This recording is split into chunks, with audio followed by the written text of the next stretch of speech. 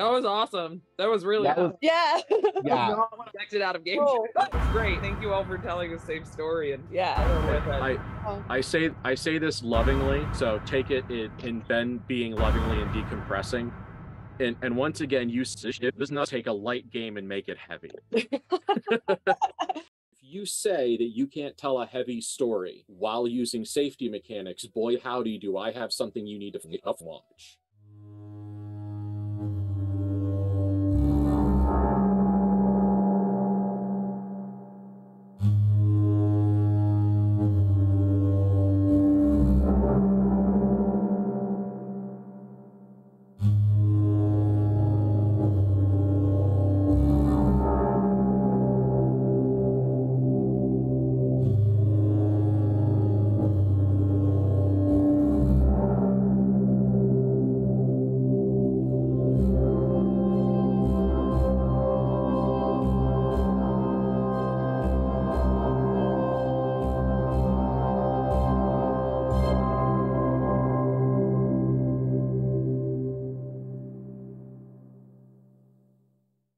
Yes, hello, welcome to the Place of Wrath and Tears. This is a KULT Divinity Lost actual play. As always, we're going to have a grand time. And so we are going to have a night of conversation, of roleplay, of twisted plans, and other things like that. However, a brief, mild warning. We will be interacting with the Westsmiths tonight, which means we'll be interacting with Albrecht Westsmith, who's the victim of Clara's disadvantage of Dark Desire. So he wants to murder Clara, and it comes up in conversation sometimes. So that might be a time for pizza rolls for some of you. If so, I am sorry. Come back soon. Mm-hmm. But it will not be all night, we promise. Yeah. But aside from that, only the normal horrors await us. So, let's get started. How about we roll at least schizophrenia? Mm-hmm. We're starting a new day, so all of our new day everythings. Let's chuck them our dice. I rolled a 14, but I'm down 2. Well, you're not down 5. I'm not down 5, so it should be okay. Great. Yeah, just minus 2 disadvantage rolls. So. Okay. Yeah.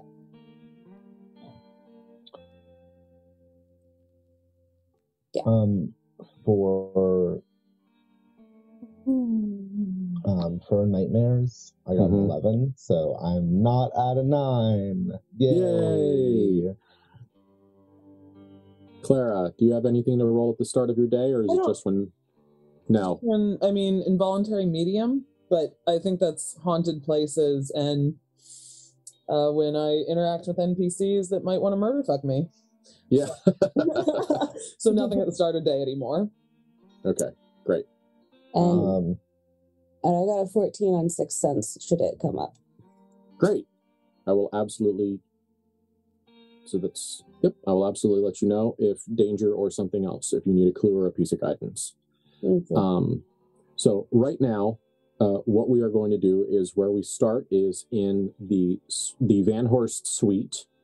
One could say on a metaphysical level, the Van Horst beachhead into Las Vegas. Mm-hmm. And it is the next evening. So a quiet dinner has just been had between the three of you. And now it is after dinner drinks with the Westsmiths at their house. Mm-hmm. And that is acceptable because of the very real weakness of their position that you discovered during the dinner. So Dead Jimmy has recently come and gone, collected your dishes and taken them away. And so now the three of you are alone and getting ready to go. So I give you the room. All right, now that I can think, now that we've eaten something, tell me how it went back home. Matthew will actually look at Bethany to allow her to sort of start. Bethany just sort of shrugs and is like, it's okay. I made a thing here. It worked. That was neat. What did you make? She made an amulet of sorts, something protective. Oh, that's good. Yeah, it worked. How? I mean, how do you know it worked? How did you make it? How do you make more if we know it works? Here, and so Bethany will just get like the book, the instruction manual essentially out of it, and the book, and like finds the right section and like pulls it out and like just starts pointing. You do this. It is. I was just going to say, as she's doing that, Matthew actually takes out the amulet, because I think we had decided last time that we were going to put it on Clara. 100%. That is in fact what we're going to do. 100%. Yeah, and so like as Clara's kind of distracted reading this incredibly esoteric knowledge that Ben is about to describe, Matthew literally just comes behind her and, as if it's like a new Tiffany's necklace, puts this rather like clumsily engraved amulet around her neck and says, "You may want to wear something with a higher collar." which for the sake of tonight will work perfectly fine wrapped around your wrist. Yeah, we'll do it that way. It will not bork your hard work at looking fantastic. Yeah, you look amazing. Don't change. Don't change a thing. He like starts to do it and he's like, maybe around the wrist. Yeah. Claire grabs it and she's like, okay, so wait, why aren't you wearing it, Bethany? Why would I wear it? It's your power. It's your magic. You worked hard to make it, and you... Because we want to protect you, Clara. I'm fine. I feel like I'm at the least risk of any of us. Matthew just gives an incredibly pointed look at your stomach. Fine. Yes, thank you. We will eventually have one for each of us. Okay. That's the goal. All right. This is our first attempt. And Clara, more often than myself or Bethany, you can be a target. I think that's being overcautious, but fine. For the baby, fine. He will give her a kiss and say thank you. Of course. I love you. I love both of you. Thank you. So how does it work? And she's like still trying to look at the esoteric bullshit. Throwing up crossed fingers. Yeah. It's a kind of like floating nebulous +1 to a roll, or a -1 to a harm. It's a modifier of 1, loosey goosey as we do the rest of the rules at whatever time you'd like that amulet to give you an extra oomph. Great. All right. Well, good. I'm glad you were coming into your power more. It's something that I think that the rest of us might be able to take advantage of. These are less the sorts of rituals and spells that... These are more the things that Papa did than necessarily comes so innately to Bethany. We might be able to learn more of this, all of us. We just need the right materials, which we can buy, but we also need the right knowledge, which these books are incomplete. We need access to a better library, which is one of the reasons why I think that it's beneficial that we're going to be speaking with the Westmans. Yes. Mm-hmm. And we either... I guess we'll see how the conversation goes. And did you fill Bethany in about dinner? Yes, that they're desperate. Yes.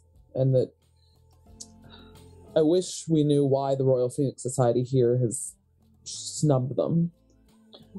They may have found out by now. Asking them is at least something that we need to do. Whether they try to tell us the truth or not, we can try to at least see if they lie. Yes. Yeah. If they're just as ignorant as us, we've lost nothing there. Yeah.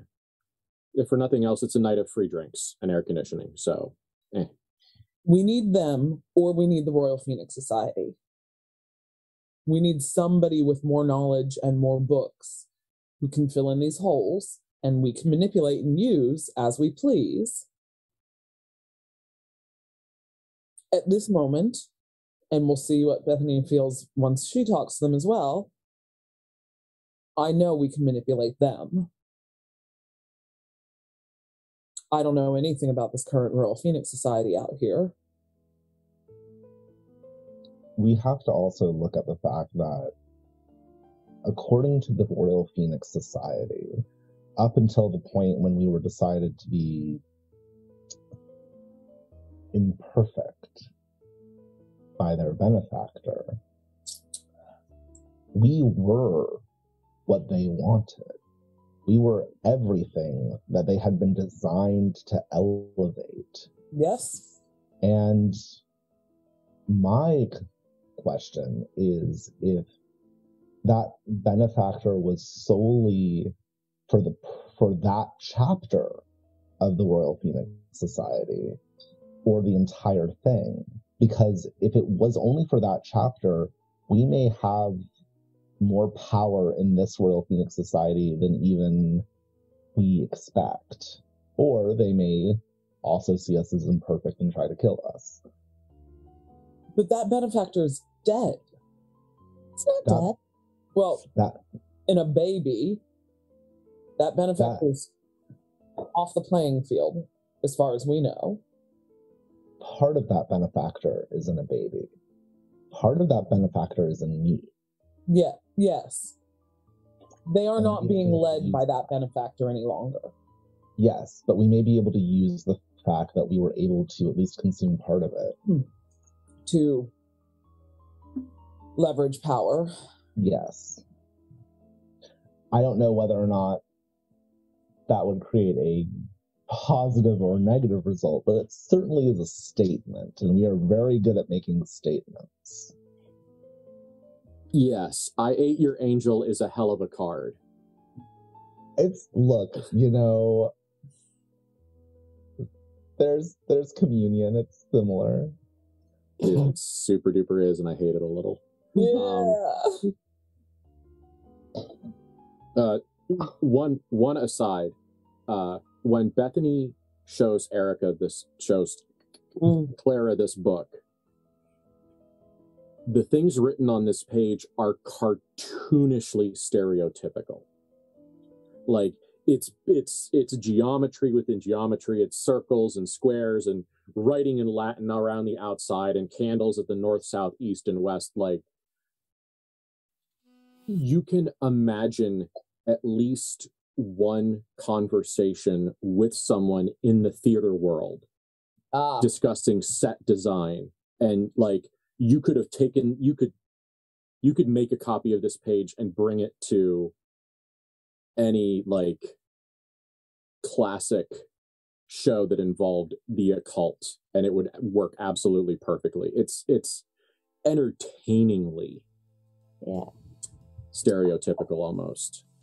That was another one of our thoughts from Magic Time, is how to put some sort of charm thing, spell thing into Clara's show, so that it could act like a prayer wheel essentially, and like continue power by having something be set decoration, or a dance move that makes a dance number that makes them like draw glyphs or something in their big bullshit. That was something that we were going to bring up in conversation with Clara. True. I just forgot that I had remembered that whole until this. No, that was a big thing. I was like, wait, that is the thing that we talked about like 2 weeks ago. As Clara is reading the book, actually, and she realizes how theatrical and maybe how edging on ridiculous or obvious this is, she's like, Bethany's whole entire face is, I don't like doing this. It makes me feel stupid. As she's showing all of this to Clara. This is something I would tell Macbeth's witches to do were I directing Macbeth. This is incredibly theatrical and incredibly simplistic. These are rituals that I would give to an unknowing audience, which is incredibly convenient for the review.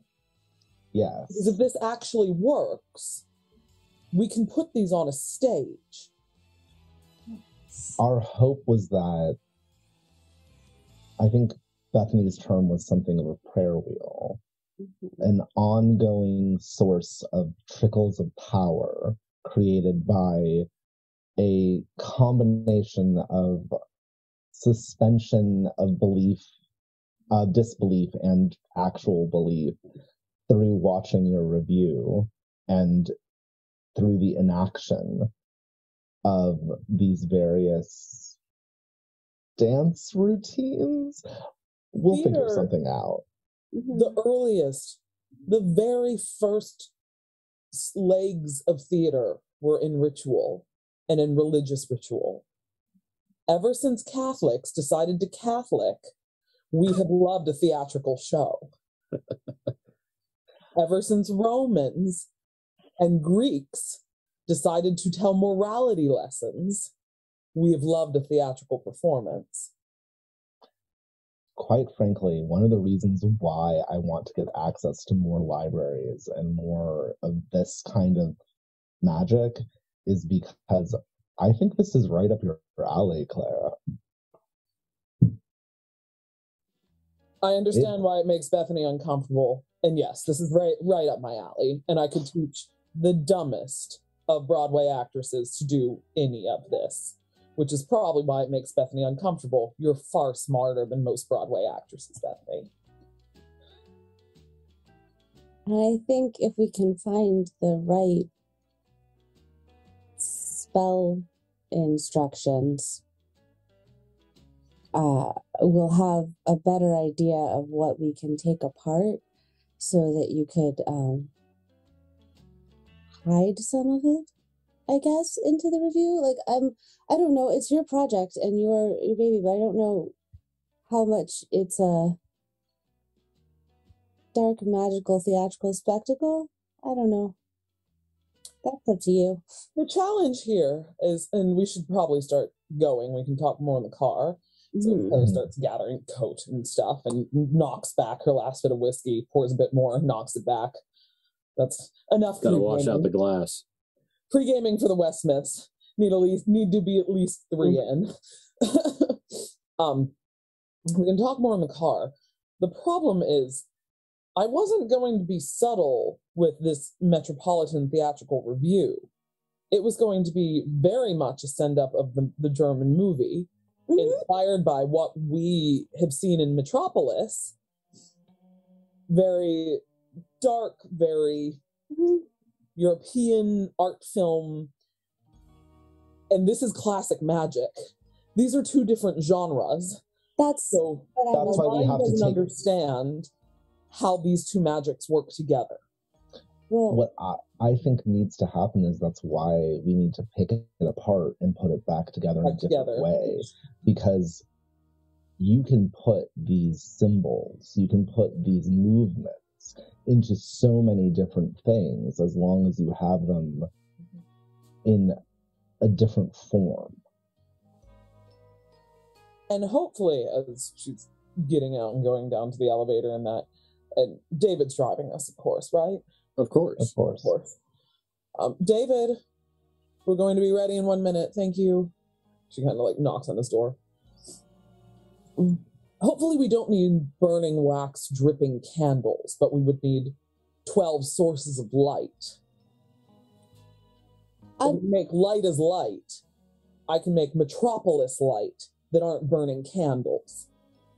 Oh, probably. I mean, here, and Bethany pulls the notebook back and flips over to an entirely different section that is the very obviously not this is a ritual, but the like, here's the big title is correct, and then it's dad's notes and things. And this one's disturbing because it's got that bloody red handprint on it. And this is a ritual that Papa Mal did to St. John, or with him, or to him, to have him break his oath to the Royal Phoenix Society and re-swear to Papa at some point in time, post the disaster and the attack. So you see here, it can be taken apart and put back together again, says Bethany, very matter-of-factly, not explaining what it does at all. It is a weird-looking spell thing with a big, bloody, slidey handprint on it. Yeah. Clara looks very concerned. She's kind of looking down, going, I think we have more conversation to have about the amount of blood that is right there. We need to go to drinks. It's a much bigger handprint than Bethany's, for one. Yeah. We can go to drinks. I know that you don't want to be late. We'll talk about more about this, but just know that what we're seeing is that these things can be picked apart and put back together in different ways. And whether sometimes that is a painful process, we don't know that it's always a painful process. We need the mentorship of the Westmiths or somebody at the Royal Phoenix Society.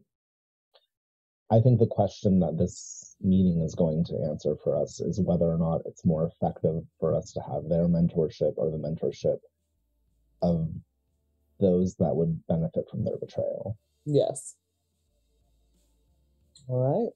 The other thing that I do want to reinforce, because it is both thematically and logistically important, is that these insultingly pedestrian rituals each take approximately the annual income of one of the steel workers at a Van Horst steel mill. It is the shittiest, most truest thing in the world that if you can throw enough money at it, you can overcome almost any deficit of skill. Mm-hmm. These are absolutely rituals designed for people with a single mustard seed's worth of magical knowledge and talent to throw money at it to make it work. Yeah. I want to just say on an OOC level that the reason why I didn't go into that, the amount that it was, is because Matthew's like, resources. We got them. Yes. Like, I just want to make clear that, like, that was on purpose. Yeah. But it's terrible. It's a ghost to talk about money. Yes. Money is a poor people's problem. Oh my God. Yeah, it totally is. Yeah. Anyway, let's go back We're to not good people. Let's go back to playing pretend. Yeah, the Van Horsts are fucking villains, guys. They're just villains you have a parasocial relationship with. Accurate. Yeah. So yes, all right, pick up David and get down the car. Yeah. And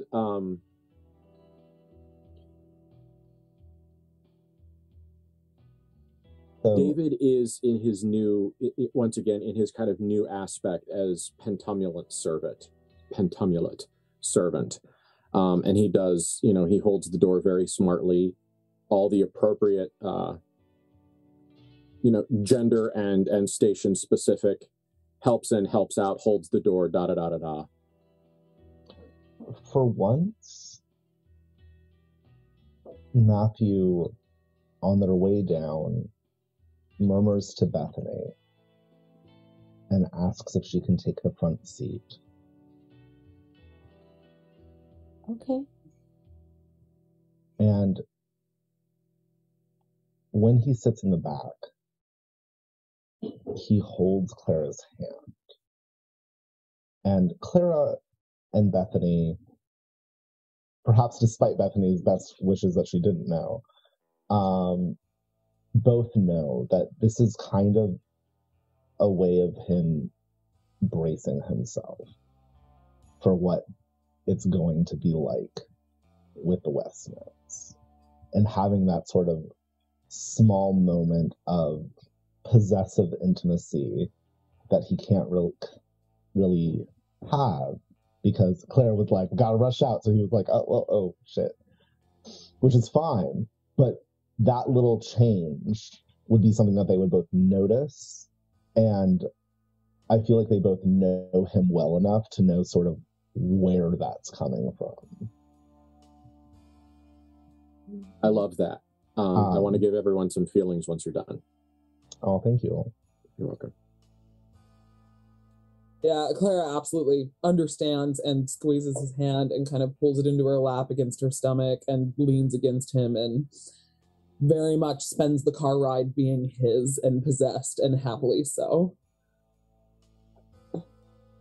The look that he gives Bethany when she agrees to take the front for that period of time is so grateful. It's not a look of you obeyed my order, because that's not how they roll. No. It's very much a look of thank you for giving me this. Mm-hmm.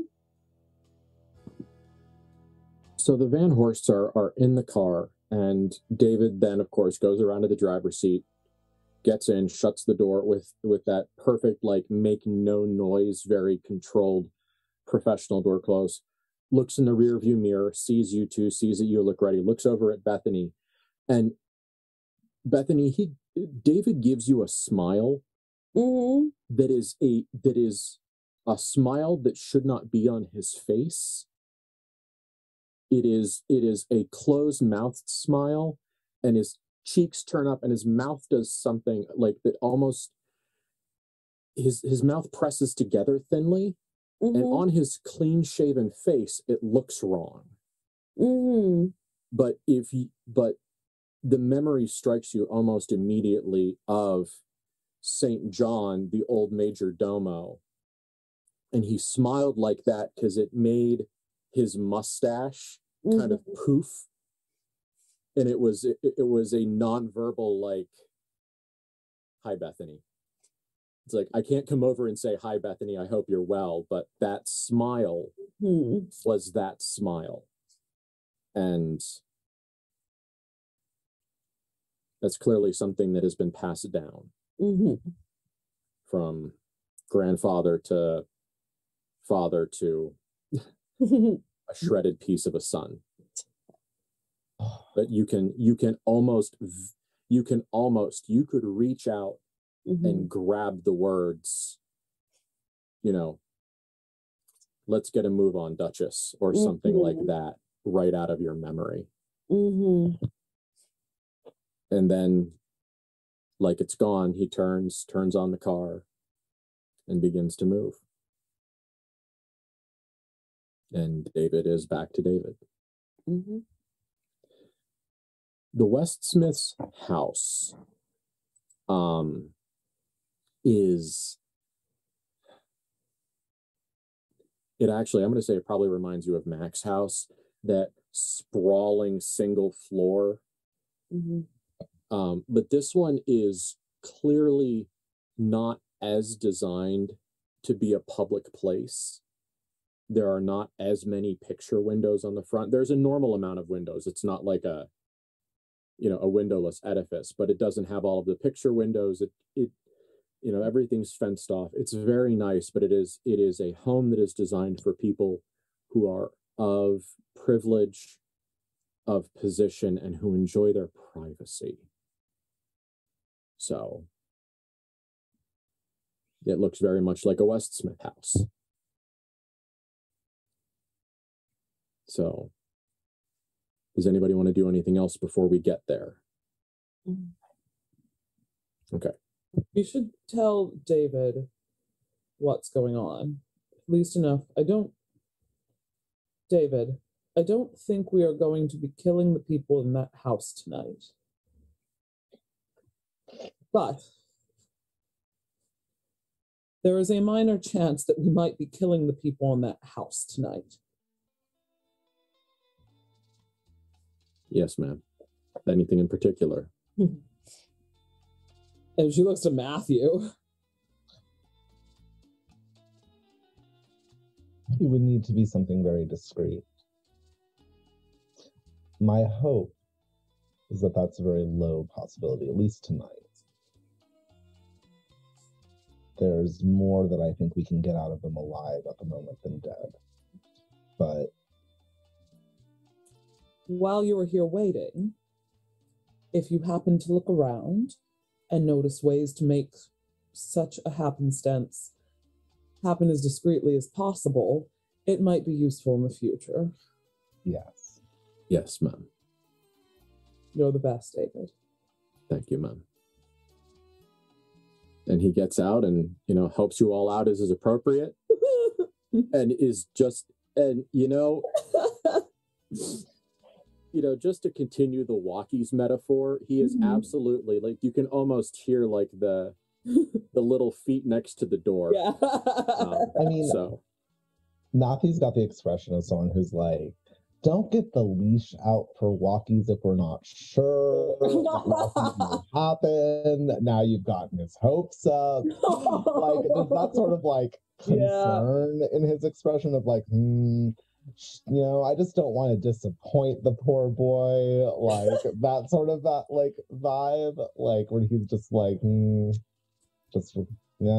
gonna have to take him walkies like sooner than later. He's gonna need walkies no matter what.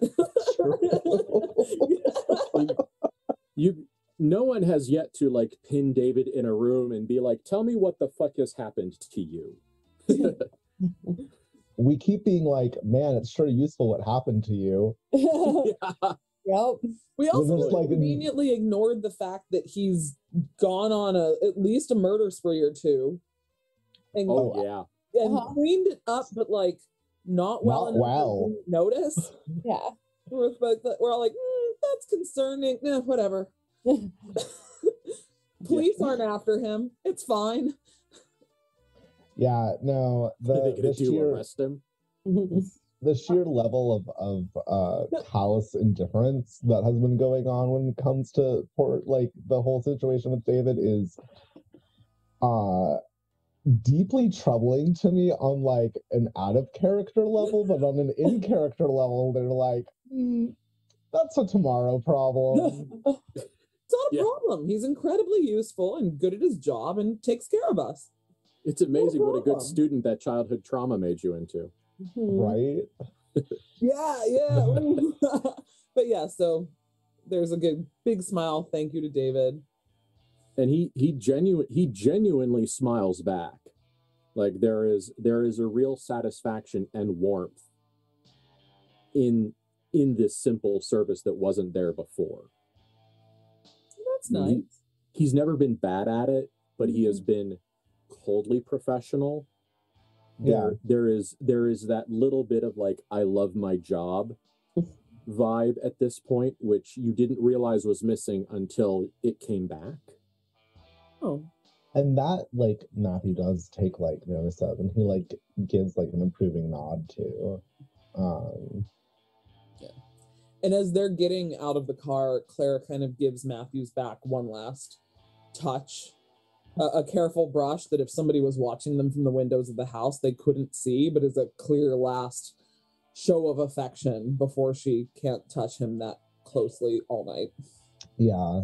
And like she feels like a tension underneath his suit jacket that relaxes just briefly, just for a moment. And then he gets out, and with all the platonic propriety of her dear, dear brother, who's totally not fucking her, he offers his hand to help her out in a very like brotherly fashion, because now that's sort of his signal, like the show has started. Let's go. Come on, nerd. That's just me out of character. That's when I say that. But yeah, so he will also make sure that I think that David probably has already made sure that Bethany has a handout. So he. Oh, absolutely. Yeah, like I was about to say that he'd also make sure, but I was like, no, David has that. And so he will nod to Bethany, he will nod to Clara, and they will head over to the door, and he'll knock on it with a sharp rap. Yeah. The exactly appropriate pause passes. And then the door opens, and the thing I'm going to give you for free is they're very quiet, they're very well made, they're very well oiled, but you do hear about 4 different locking mechanisms turn. It's like at least 2 of them are deadbolts. And one of them was a little bit high, and the other one was a little bit low. So it's like there's a bolt to shoot at the top of the door, a bolt to shoot at the bottom of the door, the normal door lock, and some additional something or other. That's a lot. There's an expression that's very quickly suppressed on Matthew's face. That's very sort of like, that's cute. Like, because at this point they're like locks would help. Like any of the stuff that they've been dealing with. And so there's like sort of just a moment of like, I remember when I thought locks were useful. Locks are not there to stop the determined. They are there to deter the indifferent. Yes. That's a good way of putting it. And standing at the door is Albrecht Westsmith, a possibly former member of the Royal Phoenix Society, runner of an illegal boxing ring / fight club, hemophiliac, extremely dangerous violent sexual assaulter, and a person who has a keenly unhealthy murder fuckerous interest in Clara. Quick question. Is it Albrecht or Lassiter? Because I have Alistair in my notes. Your notes are better than my brain 100%. Okay. Just wanted to, Alistair, Alaster, and Margaret's his wife. Yes, very good. Thank you. Just wanted to double check. Yeah, sometimes you reach into the A bucket and pull out the wrong one. Totally fine. But yeah, so there is Alistair Westsmith. And Clara is in... She doesn't adjust her boobs, but she is definitely in a tight red velvet, low dipping dress. Erica particularly dressed for this tonight. Did either of her siblings explain to Bethany exactly the problem with Mr. Westsmith and his fascination with Clara? Because this happened at dinner where she was not. Yes, because this started earlier, and we had talked about this. Started after the fight. But we were on a date alone when this started. Yeah. Oh, that's true. Bethany wasn't there. And I don't think you've brought it up. I don't know if it was brought up. Anyway, I just wanted to know for me. It's the sort of thing where I feel like I would have if I had the I feel like Matthew would have, but I think that I forgot to. Yeah. So ST quick time out. Let's calibrate the moment. Yeah. Do we want to make the everything is terrible choice and not let Bethany know?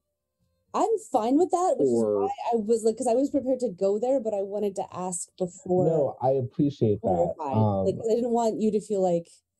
No, I actually really appreciate that. I feel like I'm fine with Matthew not having mentioned it because he would have assumed that Clara would have mentioned it, and I feel like we can also do a thing about that Clara assumed that Matthew had said it. Yeah, I think that's hi Bobo. Sorry, the cat is very hi Bobo. Wow, hi buddy. Say hello and then hi. Clara is prepared to honeypot this. Like she knows going in. it doesn't mean that she's actually that comfortable with it. And telling her sister, like, I might have to fuck this guy who really wants to murder fuck me is not a conversation she wants to have.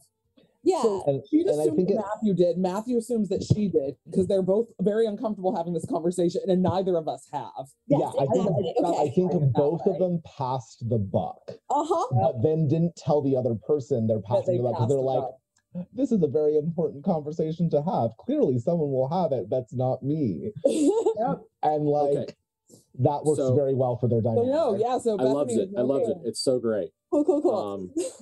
I appreciate you checking in. Yeah. Having decided to eliminate the numbers 1 through 5 on the scale, on a scale of 6 to 10, how bad do we want this to be? How bad do we want the situation, or how bad do we want badly do you want me to misrepresent this situation to Bethany? I mean, I feel like what I would want is just to play out how he would act. Yeah, just play it as is. And like, because this is also not the first time that someone's gotten this sort of reaction at Clara. And so, like, the fact that Matthew and like the fact that this could have been the first time that this started happening is a possibility too. In like, I feel like it's less likely to be a thing of like, oh, they kept it from me, and more this is sure happening. Okay. Until we have our conversation and we're like, oh fuck. Yeah. Oops. Like, Kate, is that something that like, or would it be like my siblings have been keeping this from me? No, is Bethany gonna try to murder this man? Generally, usually, and she's going to try to not because he's important and we've talked about it, but Bethany doesn't like these people and doesn't want to be here and is being made to go out and do a social, and so she's gently uncomfortable and mad about all of this in the first place. No, that's valid, and it's great. Getting hit in the face with this now is just another, like, I just wanted to that's super valid because of like, I know where Bethany is and her feelings about this place. So it's how good's Bethany gonna not McMurder this dude? If Bethany loses control and McMurders this dude, we'll clean it up. Yeah, I think it's the situation of like play the ball as it lays on the field. Yeah, like if like I know that Matthew would at least try to calm her down, but like if she doesn't manage to, I'm okay with that. Yeah. All right. Like that's how it be sometimes. See what happens, but I was like, oh, Bethany is here and doesn't really like these people in the first place because they're icky. Yeah. All right. But Clara has her biggest starlit smile on. Horror of horrors. West Smith is in casual clothes. Not t-shirt, but he is in like casual clothes. That's uncomfortable. It is. It's super uncomfortable. It's weird, it's unpleasant, and it's wrong. The man was born in a suit. This is a crime. He has on extremely expensive, clearly custom tailored, perfectly pressed and maintained. He has like on like a Hawaiian short-sleeved shirt and a pair of like brown slacks. That's so uncomfortable. Clara it is. Beams at him and goes, Alistair, it's so good to see you actually relaxing for once. Prince looked good on you. And she gives the European cheek kiss with her perfume smelling perfect. Yes. And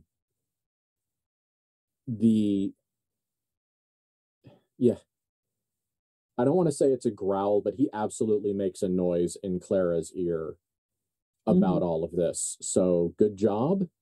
Yep. She squeezes his hand and then stands up and goes, do you remember our sister Bethany? He pauses for a solid 2 to 3 seconds and says, of course I do. Miss Bethany Van Horst, it is a pleasure to remake your acquaintance. Where is mine? And he gives you a look of just like, fine. Like, she's a little shy. I'm sure she is. It's good to see you, Alistair. Matthew. And he will give a firm but not like painful, because he's a hemophiliac. I'm not going to bruise his hand. Yes. That's not starting off on a good foot. But he like gives like a very much like the firm like of the time, manly handshake of like, we are meeting as men. Hello, the women have talked now. Like now we are saying hello. Harumph, harumph, harumph. Harumph, harumph. The thing that you notice that's actually a slick trick on his part is that when you shake hands, he puts his other hand on top of yours.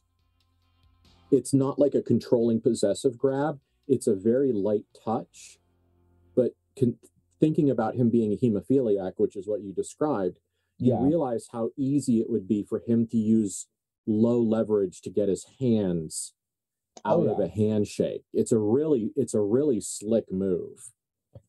Yeah, like, and quite frankly, like Matthew's expression, because he's good at lying with his face, is like, he meets his eyes, and when that happens, there's like a look of like appreciation. Like, I see what you're doing. I respect that move. That's a smart move right there, you smart man. He's like, he's like getting out all his positivity before he has to deal with how this man is going to behave towards Clara for the next like while. Like, he's like doing this to start. Yeah. Bethany, he absolutely in no way, shape, or form attempts to perform any kind of physical contact greeting with you. Good. The correct move. The correct move. There is like an actual like good appreciation of like, yes, that was right. We are not going to touch each other, sir. Yeah. Yeah, especially because already, Bethany, you can start to see kind of the pulsing leech-like blood squirming under his skin. It's not as bad as his sister, but you can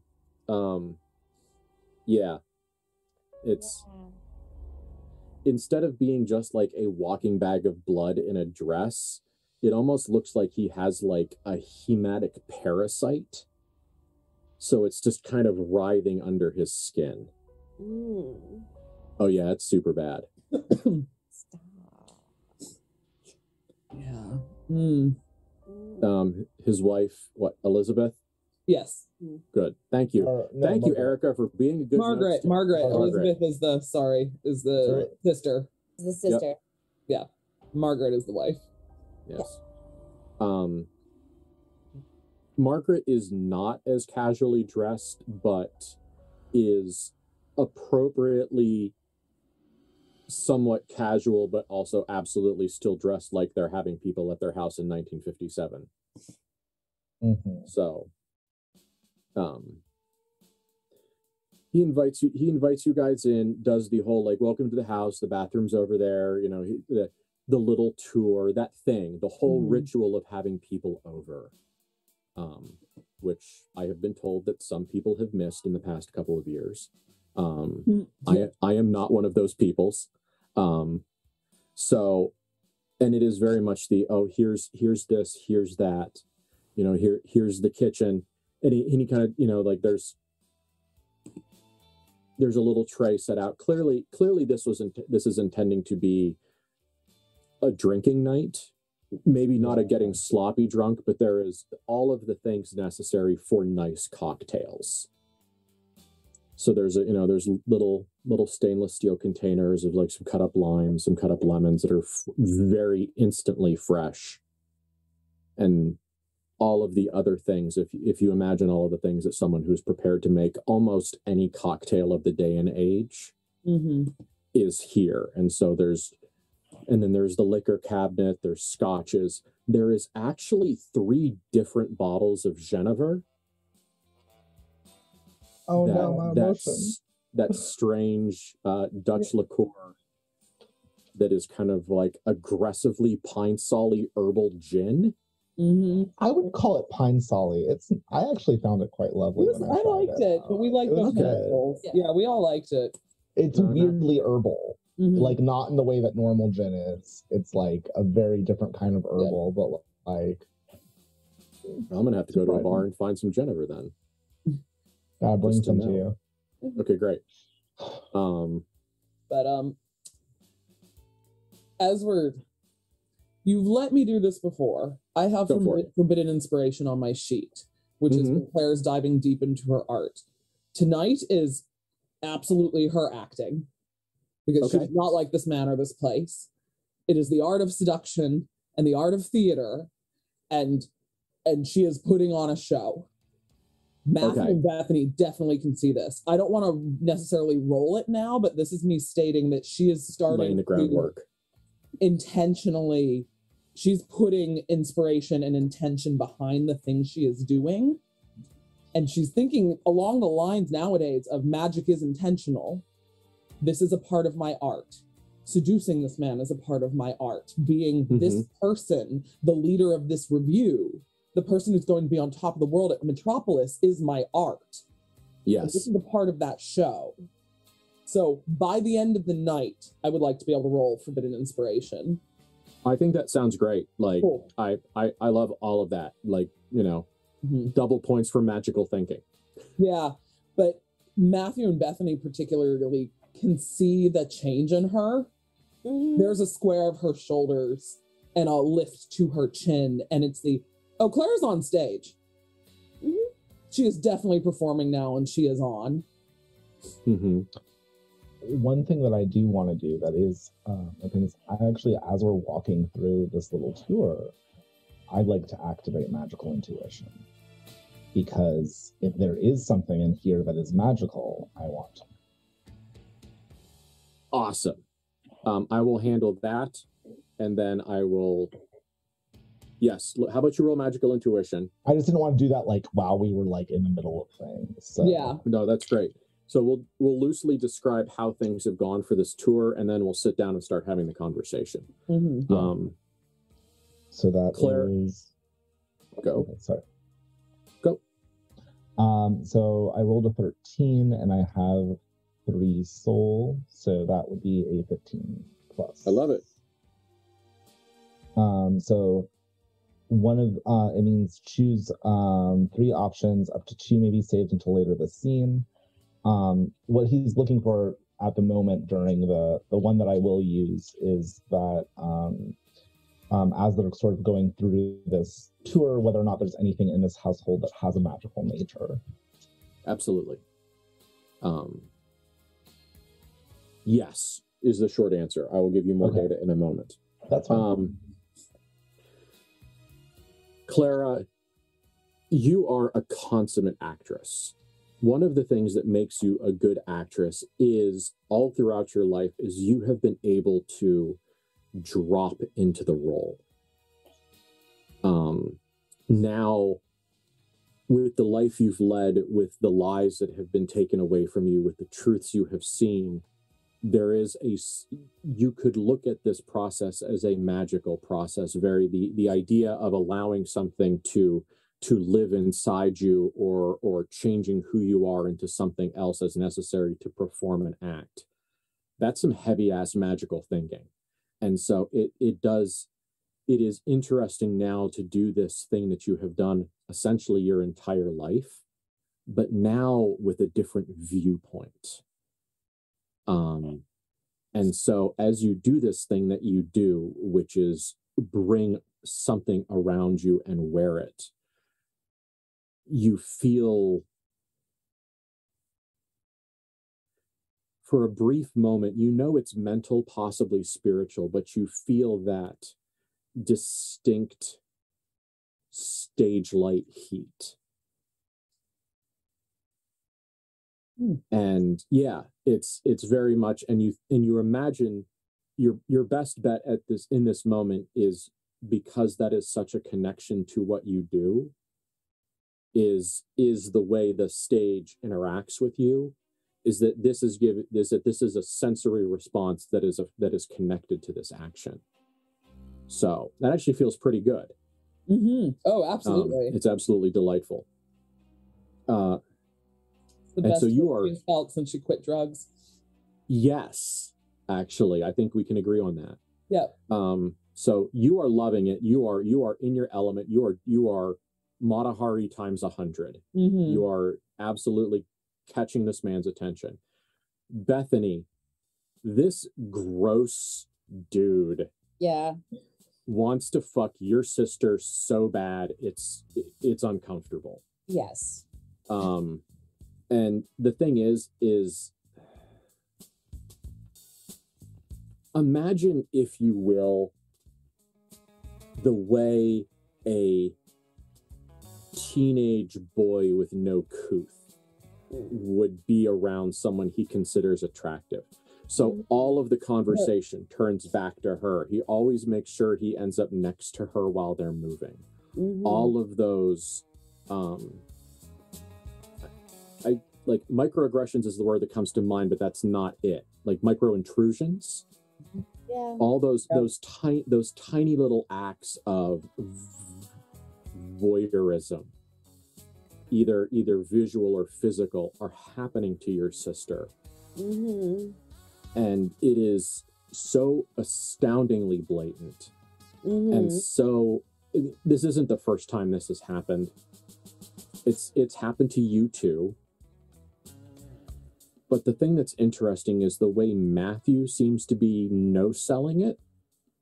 Mm-hmm. In a very calm and controlled way.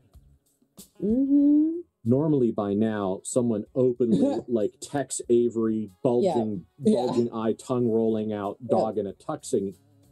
Clara, Matthew usually has an amount of an energetic response. Mm-hmm. You know, either like, hey, don't look at my sister like that, or like, okay, buddy, show's over, now we talk. Yeah. But his something is, as they say, the fuck up. Uh-huh. Oh yeah. Matthew like gets a look. Matthew gives her a look back, and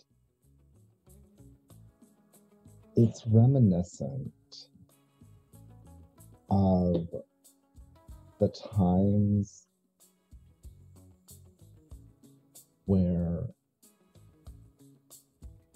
he and Bethany were at home, and he basically had to go out, and it like back when he used to need to go out and like kind of like have his wife on his arm. Mm-hmm. And sometimes he would come over and like she would be schmoozing or something like that, and he would give Bethany a look of like,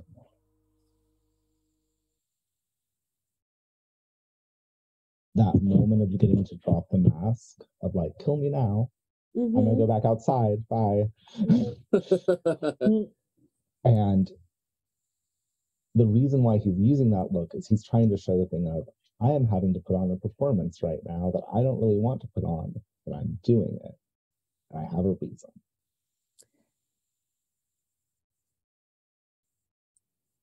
Okay. Mr. Westmouth probably doesn't notice because he's very entranced elsewhere, but definitely Matthew and probably Clara can feel the anger in Bethany. Like she is potentially starting to vibrate anger. Matthew will put a very light hand on her arm.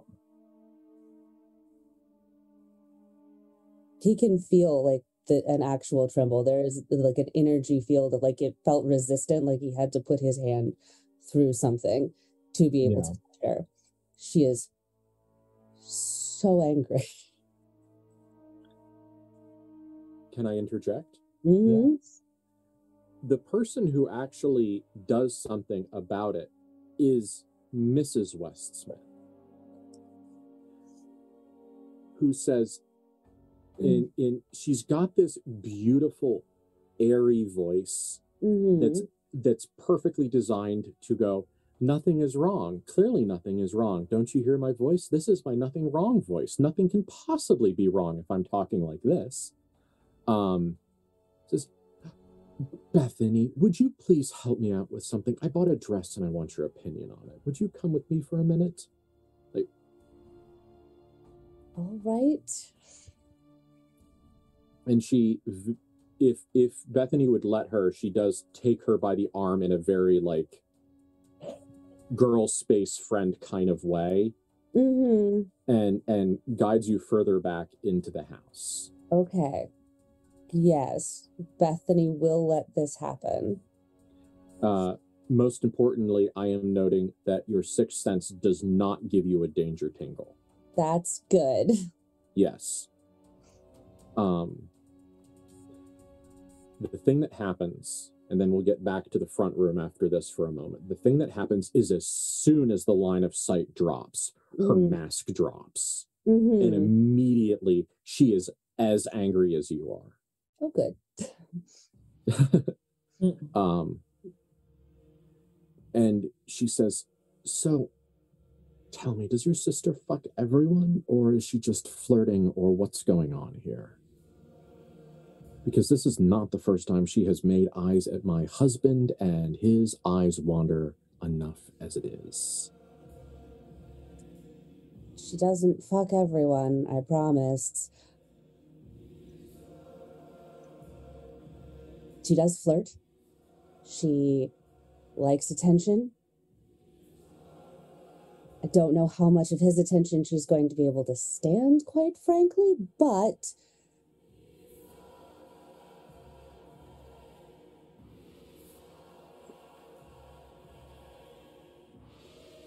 and Bethany stops talking, but there is a look on her face that says, your husband is a disgusting pig, and I cannot believe he treats you this way, or you let him treat you this way. And why, like, in a way that is somehow not saying, why don't you have control over this dog? But that is her feeling, but she's trying to have that expression exist in a non-accusatory way. Like, it's not this woman's fault that she doesn't have control over this dog, but she does have this dog in her house and it's pissing on the carpet. Like, what are you doing? So let's make things fun for a minute. Bethany, how would your girlfriend handle this? How would the Red Lady in this moment approach this?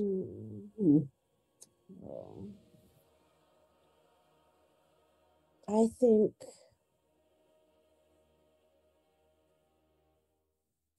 the Red Lady would like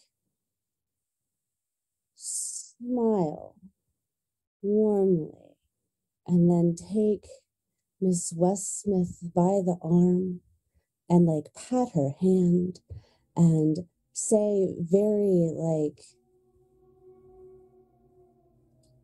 sharp but reassuring things that like they're on the same side and nobody wants her husband to fuck Clara. And, is there anything we can do to assist you, not only in that endeavor to ensure that that doesn't happen, but, to help with the other problem you have with his wandering eye that isn't exactly like Nancy from the Craft holding up a cardboard sign saying, you want me to kill him for you? The thing is calling me and I need it to stop. I think it's fine. Cool. Okay. But yes, no, basically cardboard sign. Do you want me to kill him? She's not saying, but yes. That is how, if she was envisioning what the Red Lady was doing or would do, or if she attempts to like channel that, the like very stricken, you haven't like trained this dog that you seem to have, like look on her face become one of much more sympathy and like a pat and a hold her arm and be like, do you need help training your dog? Would you like some help with that? We can help you. Like, yeah. Yeah. It's very much the unspoken language of the feminine. Mm-hmm. Something that I am only attempting to simulate poorly.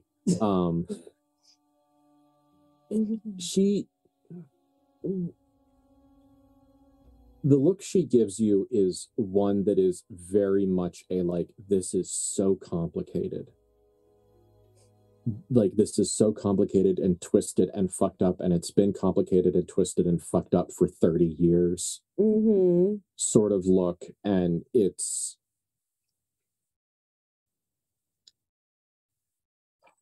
The Kennedys aren't really as big. It is the look of someone who has... It is the look of a queen.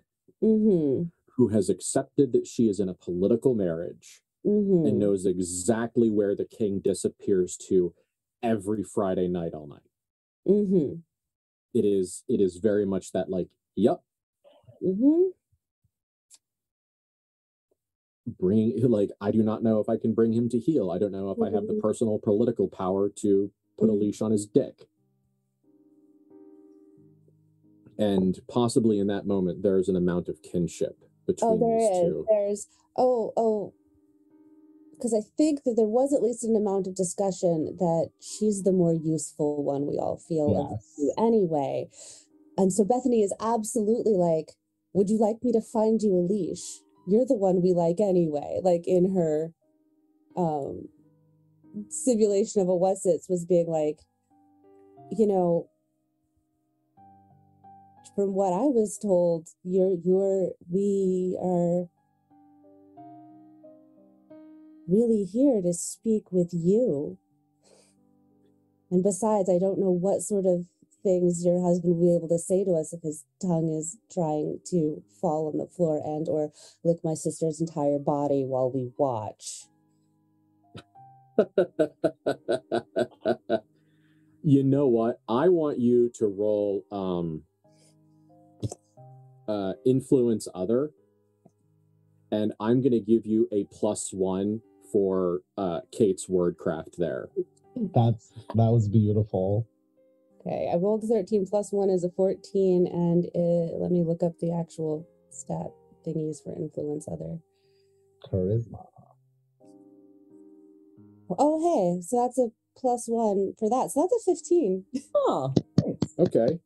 I love it. Yeah. Yeah, Bethany did a social. Bethany was angry enough to do a social.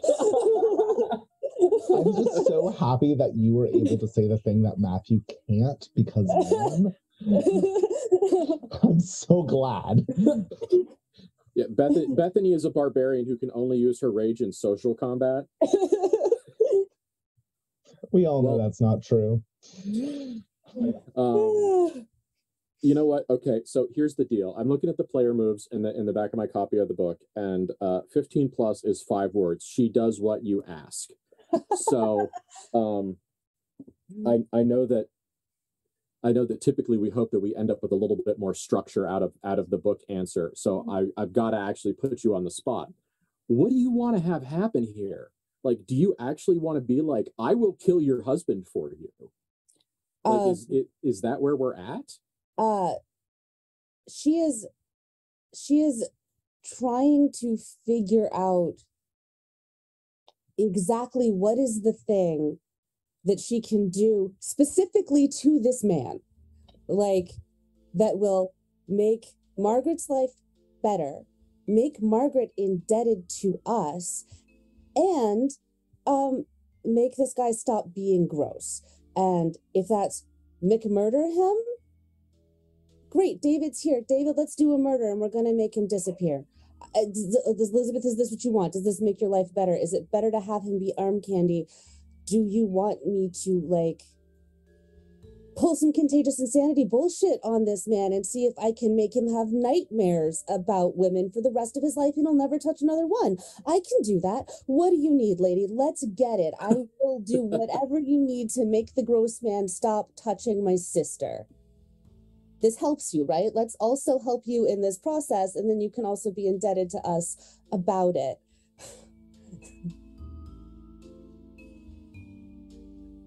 I love that so much. I am overwhelmed by that vibe. That is the best. That is not where I thought we were going to go tonight, but I am here for it. I'm so good for this. Yeah. So okay. Have you ever seen, I imagine you have, I'm going to try to describe this in a way that comes out of my life, which means it may be weird. Have you ever seen someone get a sudden windfall of money? And the first thing that hits their mind is that delightfully self-indulgent treat yourself dream thing. And you see them have the moment where they're like, oh, I could XYZ. And then the next moment they have to take that dream and put it back in the box because they have to do the other thing. That is exactly what crosses her face. So you can absolutely tell that what, and in her heart of hearts, what she wants is for her husband to die. Preferably horribly. Not long, but real bad. Preferably probably through genital trauma, honestly. But you know, she doesn't say it, and she dials it back. You can choose to see it for her because it was very clear on her face. But that, like, it would, her response is very much like it would was to be clear, because this is all cloaked in layers of language and you know, nonverbal stuff.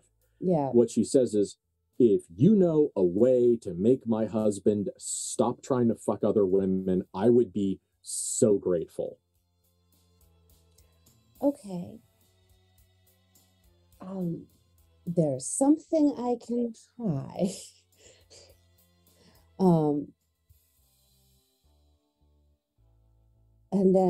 And Bethany is absolutely holding back, like she's waiting for the end of not just this meeting, but like the end of them leaving the house and like goodbyes before she legitimately is going to like pull Margaret aside at the very like end of the night to talk to her for like a brief second. I will kill this man. I will do it happily. What? Just nod. It's just going to be a like, is there anything you need to have in order for your life before he goes away? Like, it's, do you need to make sure the will is in your name? Do you need to make sure that like the standing for the Phoenix Society is good? What do you need to secure your place and position before I kill this man so that you're okay and taken care of? Is literally like the very end conversation as they leave the house is like, what do you need to do to get your affairs in order so that he can go away? And tell me when it's done. Like, she's just trying to like, I will make your life better. We will make this man go away. But first, she is going to go attempt to cast Contagious Insanity on this man. Okay. Because that was the other option. Wow. No, that is beautiful, and I will just make a note that Bethany knows that Matthew has influential friends, so that she's like, oh no, I can't get this done. We have people. Oh, yeah. No, she's really making this power play of I hate this man a lot and I really need him to die. And you don't seem to like him too much either, but you seem to be very stuck with him for reasons. How can we make those reasons not reasons so I can make him dead? Like, okay. That's where Bethany is right now. That's and now she's amazing. reading in the back room and she's like, yeah. I'm gonna let some stuff happen with them because when Margaret brings them back and Bethany gets like a frickin' second when it seems possible, she is going to attempt to make this man see terrible things when he touches women. I am 1,000% down for that. Welcome back to the Plays of Wrath and Tears. We had a quick calibration because that's what happens when you're surprised by the genius of your players. You talk about it and you come up with a plan. So now we are going to move forward. We're going to re-highlight the reminder that there's going to be an amount of sexual content. We're going to fade to black before we really get anywhere near HBO, so don't worry too much about it, but it is going to be conversation and there's going to be things like that. So there you are. Pizza pockets are cooked at 400 degrees. So, all right.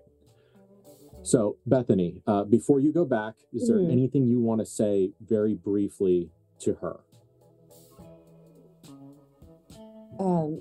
Yes.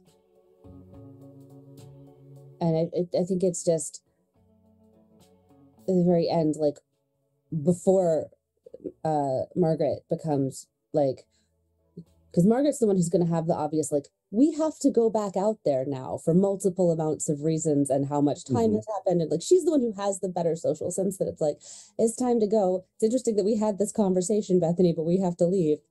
And Bethany is going to say to her, I want to help you.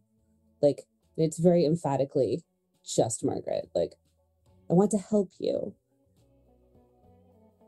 And I would like to attempt to do something to help you today.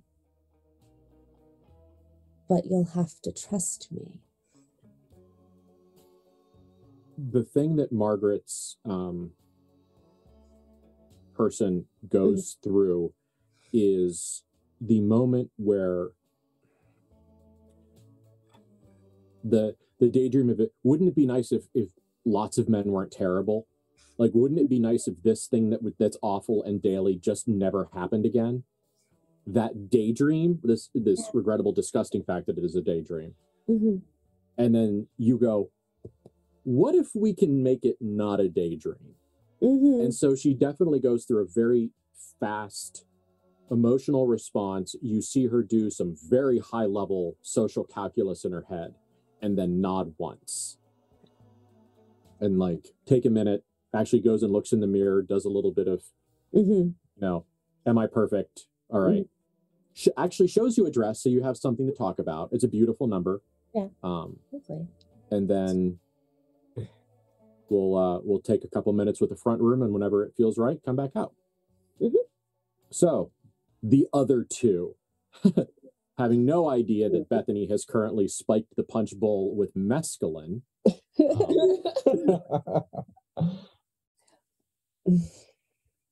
So yes, Wes Smith is a good conversationalist in the moments that you can get him to stop almost audibly slavering over Clara. The house is beautiful. The house is very modern. It's nice. It's got all. It's interesting because for you, especially Matthew, let's talk to Matthew directly for a minute. The expressions of wealth that you are used to are things of age. Because old buildings, old homes, time, centuries of accumulation. This is my father's father's father's whatever. And so this manifestation of both generational wealth in newness is a different way to play. But you are learning quickly some of the rules. Because when you are manifesting true capital W wealth through newness, instead of saying, I have had this for forever, what you have to say is, I have access. That's the trick, is saying, I can get these brand new things right now. I have the money and I have the friends and I have the influence to be able to get these cutting edge, brand new this year whatevers. And I have the money to do it 85 times all at once while we were furnishing this home. It's very new. Like, it's very different to him. Yeah. That sort of mindset. And he's reminded of that plebeian new money guy that like talked to him early on. Like, yes. And he's just like, this is what lets him talk to me. It's things like this. It's that access. Yeah. So he's learning. He's also trying not to let his nerves get too frayed by the consistent slavering. To like some success. Well, let's act under pressure. Yeah, we'll find out. Is it act under pressure or keep it together? Whichever one you'd like. Okay. Do you think the problem is maintaining conversation or not tearing his throat out? Yeah. I think it's not tearing his throat out because he's not going to pay attention if I'm shitty at conversation. Okay, that sounds like keep it together then. Well, I got a 17, so that's absurd. Fine. Yeah, like +2, so like 19. So like I'm like, but like it's all internally. Mm-hmm. Okay. So that's good at least. I grit my teeth and stay the course. It's a good, what a good way of putting it. So Matthew, for the first time in your life, you managed to not seem upset that some dude really wants to fuck the hell out of your sister. He does show the appropriate amount of discomfort that a brother would show if someone was like slavering over their sister. Like, I feel like that's what especially the keep it together aspect is. It's not just gritting his teeth and just like looking away. It's also like being able to show that like little bit of, I'm not super uncomfortable with this. I'm going to redirect the conversation every so often, but I'm not going to do it sharply. I'm not going to do it. So maybe it was act under pressure. I don't know. Whatever it is, you rolled a 17. So yeah, it's fine. But like it's that sort of thing where he's managing to act as if he is a brother, slightly discomfited, but trying to, act as if things are generally normal. Yes. It is weird to consider my sibling as a sexual creature. I am aware that she is, but I don't want to talk about it. Yeah, how strange. Weird ass thing there, buddy. So I'm going to give you one thing and then we can have some conversation, some like actual talkie.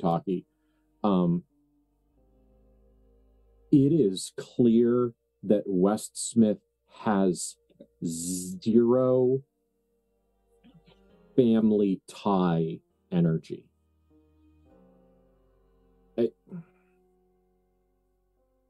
He does not the old boys club at all. No, he only views family as a machine. Interesting. Okay. Like the thing that you realize and the thing that has probably caught you off guard for a minute is that he's almost visibly confused why you give a shit. It's because it's definitely that moment of like, as in, I give no shits. It's like, why do you give a shit? Why do you have an emotional connection to your family? That's stupid. Almost. Yeah. It's real something to DSMV. It's real unhealthy and super uncomfortable. But, so, Clara, what he has described to you and shown you is a number of things, and the beginning of the things were just simple wealth statements.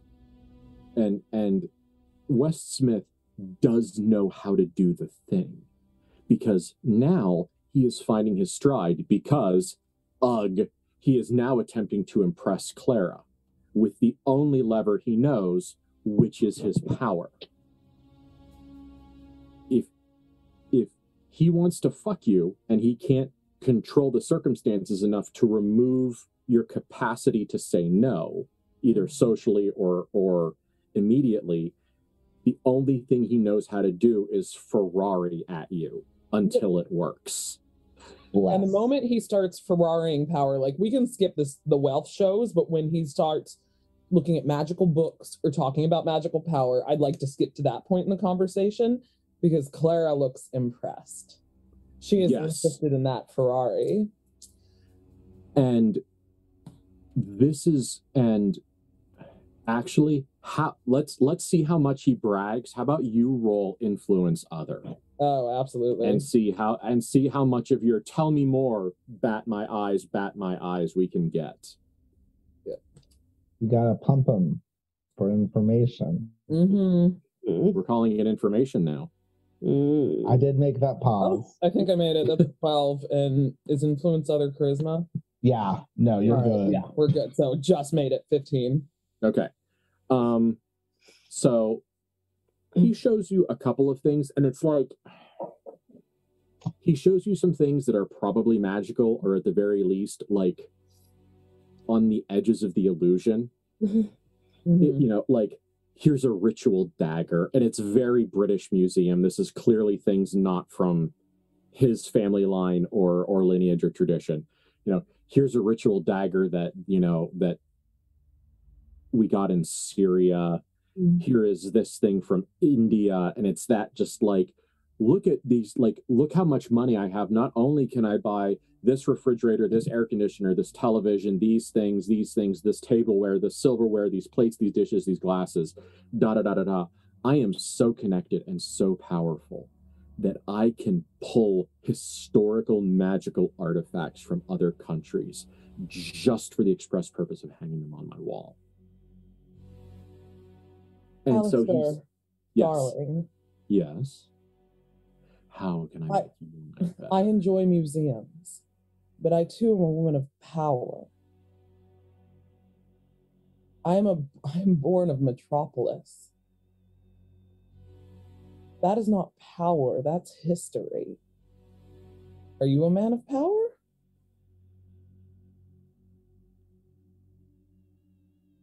Ben hugs.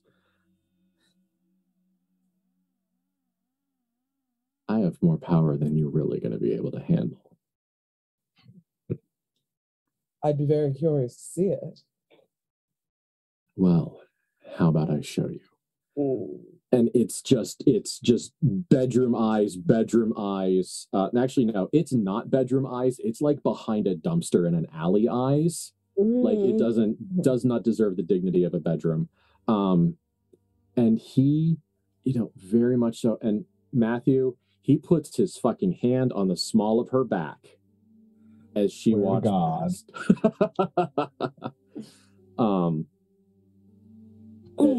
So Clara, he puts his hand on the small of your back. Clearly, he thinks he's in. He thinks that the seduction through power is absolutely working. And he shows you to his office. And Matthew, I leave this entirely up to Elon to decide how and in what way he responds to this. But he legitimately turns and puts his hand on the fucking door, almost closes it on you. Matthew, like, when he tries, Matthew's hand is literally already on the doorknob. Okay. And he just looks him in the eyes and says,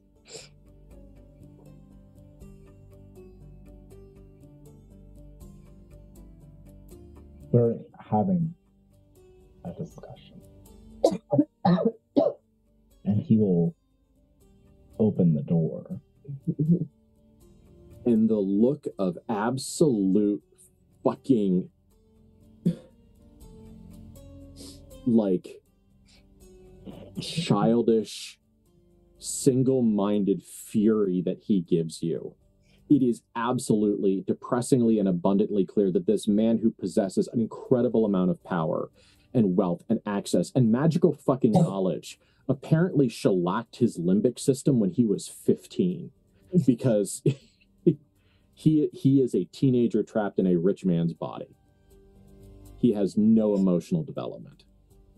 And so the look he gives you is a very teenagery, shitty look, and it's gross.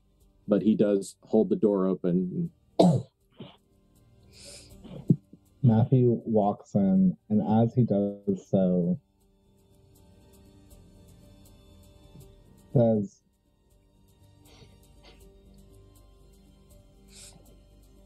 "Did you learn this from the Phoenix Society?" As a matter of fact, I did. I did learn it from the Phoenix Society. Yes, indeed. So did your father, actually. We actually took some classes together, you could say. Did you know him well?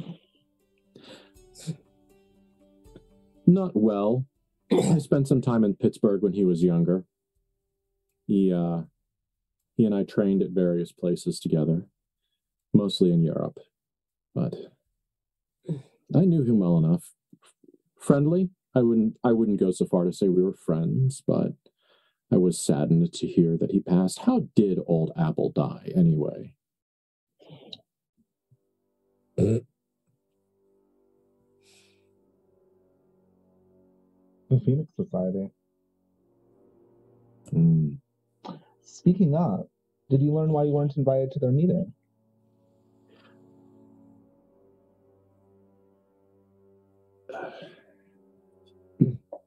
He gives you the point to the Van Horst's face. Like Matthew is like gubbling.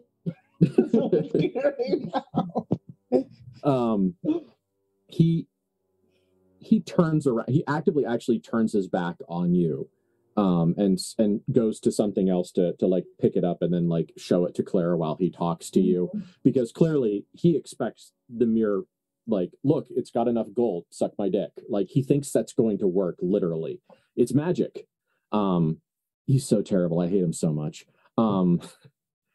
And he says to you, "No, I don't know exactly, but I have a few guesses. There's been some membership adjustments, some changes to the roster lately that I find both surprising and unwelcome. There has been moves with the way World War II went and the way Korea went. There's been some loss of commitment. And so some of the members have found themselves short-sighted and more focused on, you could say, terrestrial matters." So what do you think you'll do next? I don't know. Frankly, I've considered just having them all killed.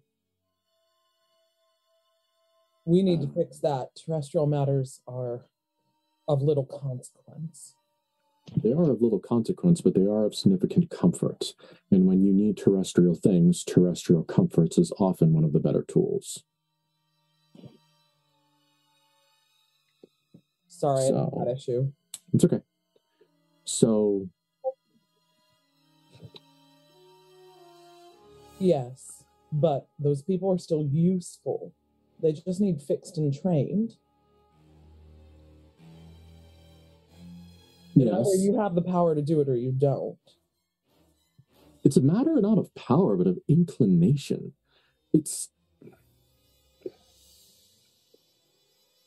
I find it difficult to regulate my vindictiveness, and if I decide to begin adjusting attitudes, I'm going to adjust a great deal of them all the way.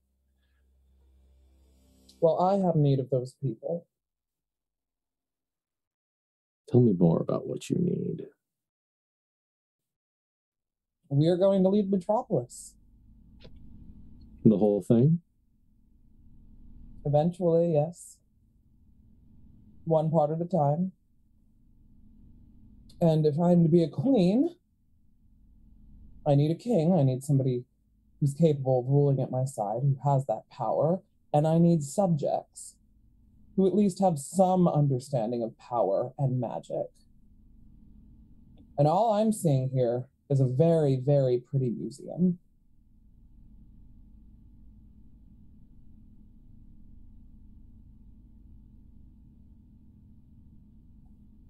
And then let me... his pride is stung. His ego is stung. Like she's pulled away from his hand on her back, and she's kind of leaning on his desk. She's got the hourglass curve and the hip out, and she looks like she is on a throne, sitting on the edge of his desk. Yes. Waiting to be shown.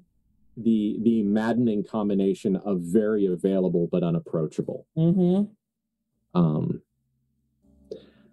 And it works because he is a awful, gross, terrible person, and you rolled a more than a 15. So he kind of gets a little frustrated and says, fine, power. You want to see power? Let me show you some power. And he spins on his heel and walks to one of the paintings on the wall with an uncomfortable level of haste. Like, in a different circumstance, you would almost think that he was going for a gun, is kind of the way he's walking. Okay. But he takes his finger and he pulls the painting away. It's on a hinge. There's a safe behind it. The safe looks... From here, it looks dirty. But dirty in kind of like a weird, like, dusty, flaky kind of way. It's very weird. Like, you're looking at it and you go, that is clearly not nice, smooth metal the way a safe door should be. There is something wrong with it. And from here, it looks very, very dirty. But what he does, yes, it is magic. Yep. Yeah, it's so. totes. It is. And when you look at the back of the painting, there is a sigil that's kind of like that, almost not a black sun. Fuck that. It's like a sunburst. Like, just get that initial flinch whenever you do anything that might be. It's like a sunburst, so it's like energy is like diffusing out of it. Mm-hmm. And he goes to the vice, the safe, and he puts his hand like precisely so. You see him kind of wiggle his fingers and find the right spot, and then starts turning the dial. This way, this way, this way. And then the door opens. And he pulls out something that's a good tome size. Imagine, if you will, everybody look on your shelves and reference one of those nice $60 RPG core books, that proper size. Pulls it out, and it is wrapped in leather that is, okay, it's probably human. It might not be human, but it's humanoid. There's a suppleness to it that's uncomfortable, and you think you see some wrinkles that you almost recognize, like as like parts of it's not great. He takes it down and he opens it up and he unfolds it, and the skin, it's humanoid. At the very least, it's humanoid. It's like you could, like, there's actually, like, you see the chest, like there is, it was from a body without breasts. You can see the nipples, and you can see like scars on it from where it had combat damage and healed over. Oh. Like it is the chest skin of a human/humanoid that had extensive wounding over the course of its life. And he unfurls it and, unwraps it, and the lack of gravitas he approaches this giant hunk of human leather tells you a story all by itself. And this book, if you imagined the word evil occult tone, like this is it. Like, Sam Raimi could have used this in the Evil Dead movies without blinking. It is thick. It's got a black leather binding. It has a giant silver lock on the side. It's got symbols and things on the front. And there's a key that's on a little dainty silver chain. The whole front is written in a language that you don't recognize as language, but recognize from the thing that Bethany did. Yep. And from some of the pieces of art and technology at the, the place where you guys committed a genocide, at the vitriol plant. Yeah. So, that's a thing. And he opens it, and he's mad. Like he's legitimately mad, and he's going through the book, and there's a part of you that is screaming because you understand how to handle expensive things. This is the kind of thing that he should have like cotton gloves on for. There should be some amount of artifact preservation. I'm sure someone in the appropriate field is currently having a coronary. And he's just flipping through it like it's a fucking textbook from a high school. And he flips through it, and he opens it up, and on one page is a rubbing of a tablet.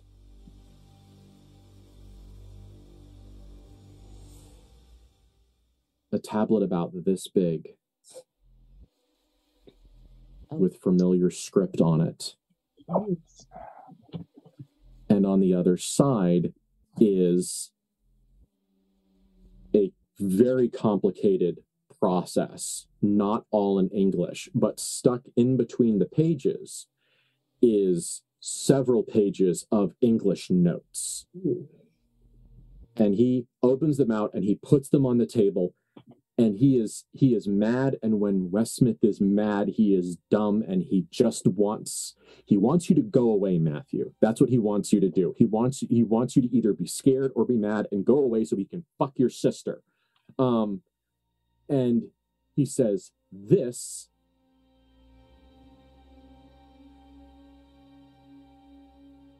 is the spell my brother used to try to kill your father.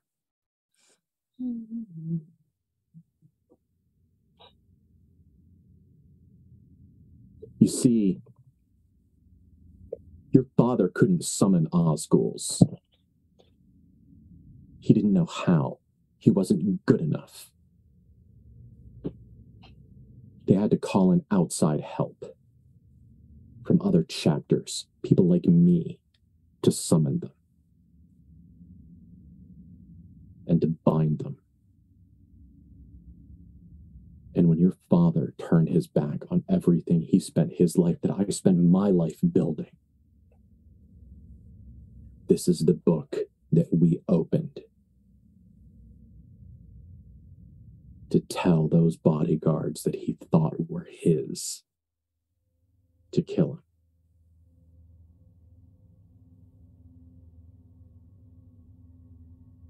Can I make a small off-game request?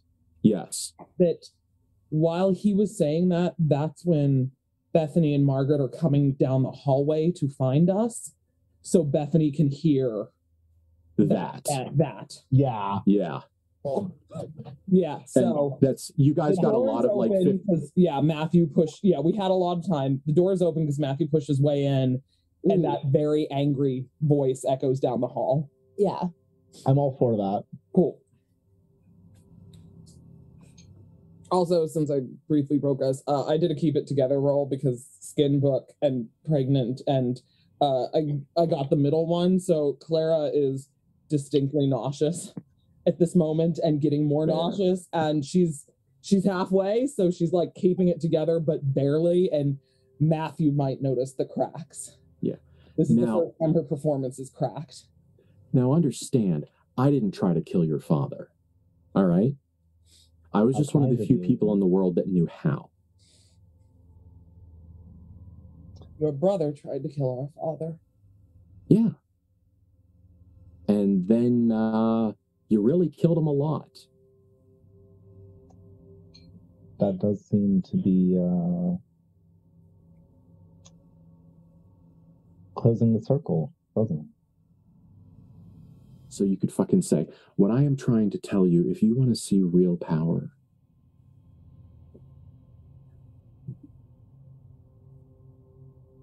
the ultimate expression of power is pointless cruelty. Do you think it was so pointless? What? The attempt on your father's life? Yeah. No. Telling you is.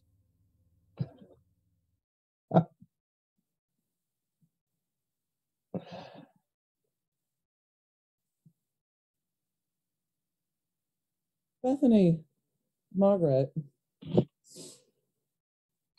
we've been having a lovely discussion about past family ties. So good to see you. But it is the most real talk we've had in this house so far, so I do appreciate your honesty, Alistair. I liked Apple. I liked him a lot. He was a good guy. I understood why he did what he did. But I also understand why my brother had to try to stop it. While he's speaking, Matthew is going to watch Margaret's expression.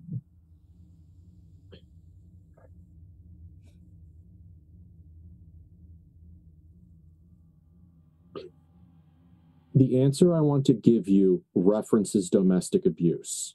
I'm doing a comfort check. Okay. The answer I'm going to give references domestic abuse, guys. The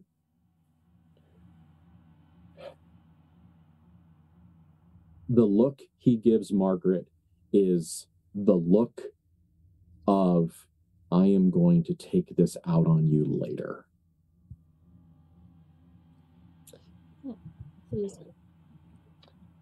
It's not even her fault. He knows it's not her fault, but he just gives the look of like just that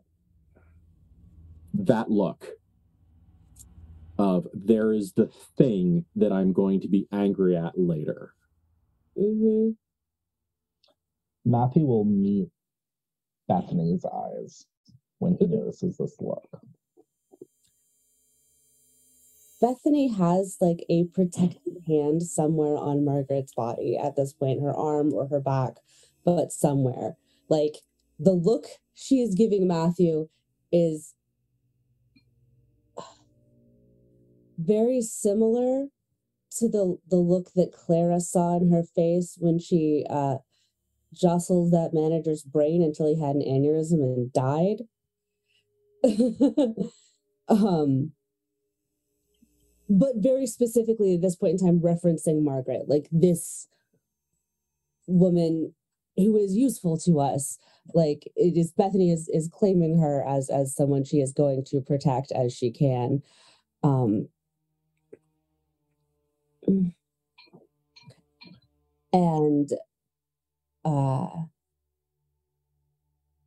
nope, Bethany is not skillful enough at social currently to figure out how to do the things she needs to do, so she's not going to say anything. Tell Ben what you want to do. Well, no, she's trying to figure out, and this is like, I guess, apparent on her face of what Bethany's trying to figure out. Bethany is trying to figure out how to get Margaret away from him, like in this moment, because she's like, we need to clarify, essentially, in her own like. Could you tell Matthew that in like a 5-second blurb? Could you get that information across? The like. I want to get Margaret the hell away from him right now. I think that look is apparent on her face. Yeah, I was actually going to be about to be like, we're getting her the fuck out. Yeah. Okay, fine, good. So I think that looks apparent on her face. She's just trying to figure out if. Yeah, no, she's just like, nope, we're getting her out and trying not to murder this man in front of her face, but she also wants to tell Matthew and Clara the thing that she wants to do to this guy and not just do it without telling them about it. No, that's super valid. How she can get her siblings to where she can talk to them, or at least one of them that isn't this man's. Yeah. I think that getting us away from Alistair is not really going to be an option, I think. Getting both of us. Yeah. I don't like this is her this is literally Bethany is having the struggle, which is protecting this woman. I want you both to come talk to me about something. I don't think I can get both of you out of here. And so she is now making like fix it, Matthew, like an expression of like I don't social this. I can't be the one either to tell you to leave Clara with this man because he's not gonna stay away if we don't, but you can make that decision and I can't. So she's like in the I need this to happen, I can't do it, fix it, Matthew. So Matthew's back for a moment is to Alistair. Okay. Because he's looking at the door and he's looking at Bethany and he's looking at Margaret. Okay. And he's having like this whole like moment with Bethany, and they know each other. They know how they work, and he certainly knows the look that Alistair has given Margaret. And he looks at Bethany, and then he turns just for a moment, and he looks at Clara. And we're doing a lot of like expressions with our faces that we're describing, and I'm like, we're siblings. We have lived with each other long enough that we have this. And the look he gives her is a mixture of I hate everything about this, but I trust you. And it's that sort of thing where like you can tell that what he's about to do makes him want to vomit. Yes.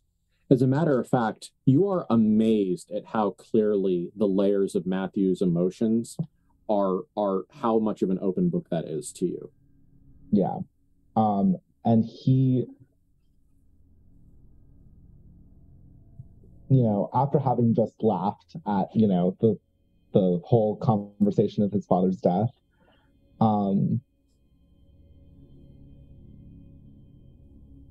puts his hand very lightly on the page for just a moment, on the skin book, in his gloved hand. Like, they're both gloved, because he's not doing the Michael Jackson. And he just pats it, and he looks at Alistair and says,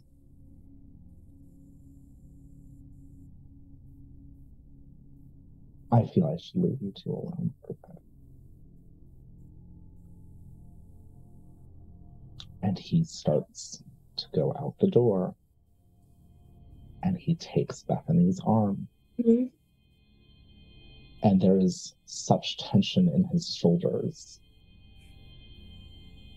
because he doesn't want to do this.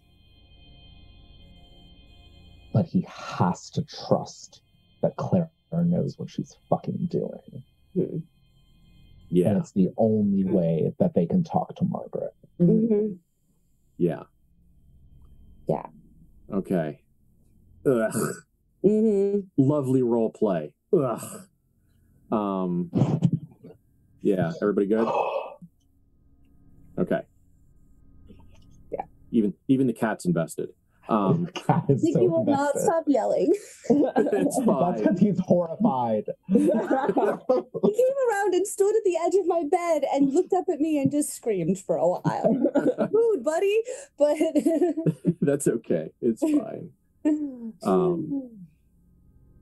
So Erica, let's talk you and me. Yes. Okay, this is all going to be awful. And if I don't fade to black fast enough, just say that's where we fade to black. Interrupt me, please. Absolutely. So the first terrible thing that happens is the triumphant grin on his face, on Westmouth's face. It is a bully's grin. It is the same grin you could imagine if he physically beat up a 10-year-old Matthew Van Horst for his lunch money. Like, it is a childish, just like, I was more terrible than you could handle. Nee. That means, but it's also wrapped up in a full-grown man's, like, absolutely toxic masculinity. So he's just like, I was more terrible than you were able to deal with, which makes me the bigger man. So it's all of that, just, you know, Geiger counter clicking, radioactive, gross, toxic masculinity shit. And the other thing is that when he looks at Clara, the thing that you realize for free, because it is so clearly on his face, that he thinks in this moment that Matthew has conceded you to him. That's what he thinks has happened. He thinks that he, to use the modern term, he thinks he alpha mailed his way into Clara. And so that's he really really thinks that he absolutely just, like, straight up alpha mailed his way into what he wants. And it's real bad. But good news, bad news, you've got his attention for as long as you are able to physically withstand it. Or psychologically withstand it. And so I think I'm going to take a bit of control of the narration. Yes, absolutely. Right. Yes, make this right for you. She stands there and she's looking at him, and she kind of lets her dress strap fall just a little bit and goes, I am going to be queen of Metropolis. Don't look at me like I am some common whore. I need a king, and I need one with power. I meant everything I said in here. But if you are to lay with me, you lay with me like a queen.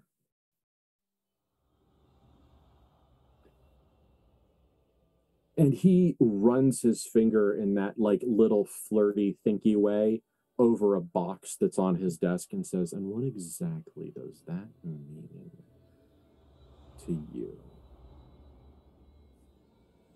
It means... Tell me all about it. Tell me all about it. It means that you will treat me with respect.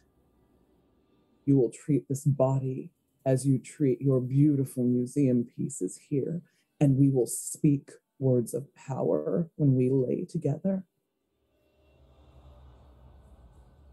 We will create magic, because you say you can do it, and I know there is power here, and that is what I expect to see. That is what I want to fuck Alistair.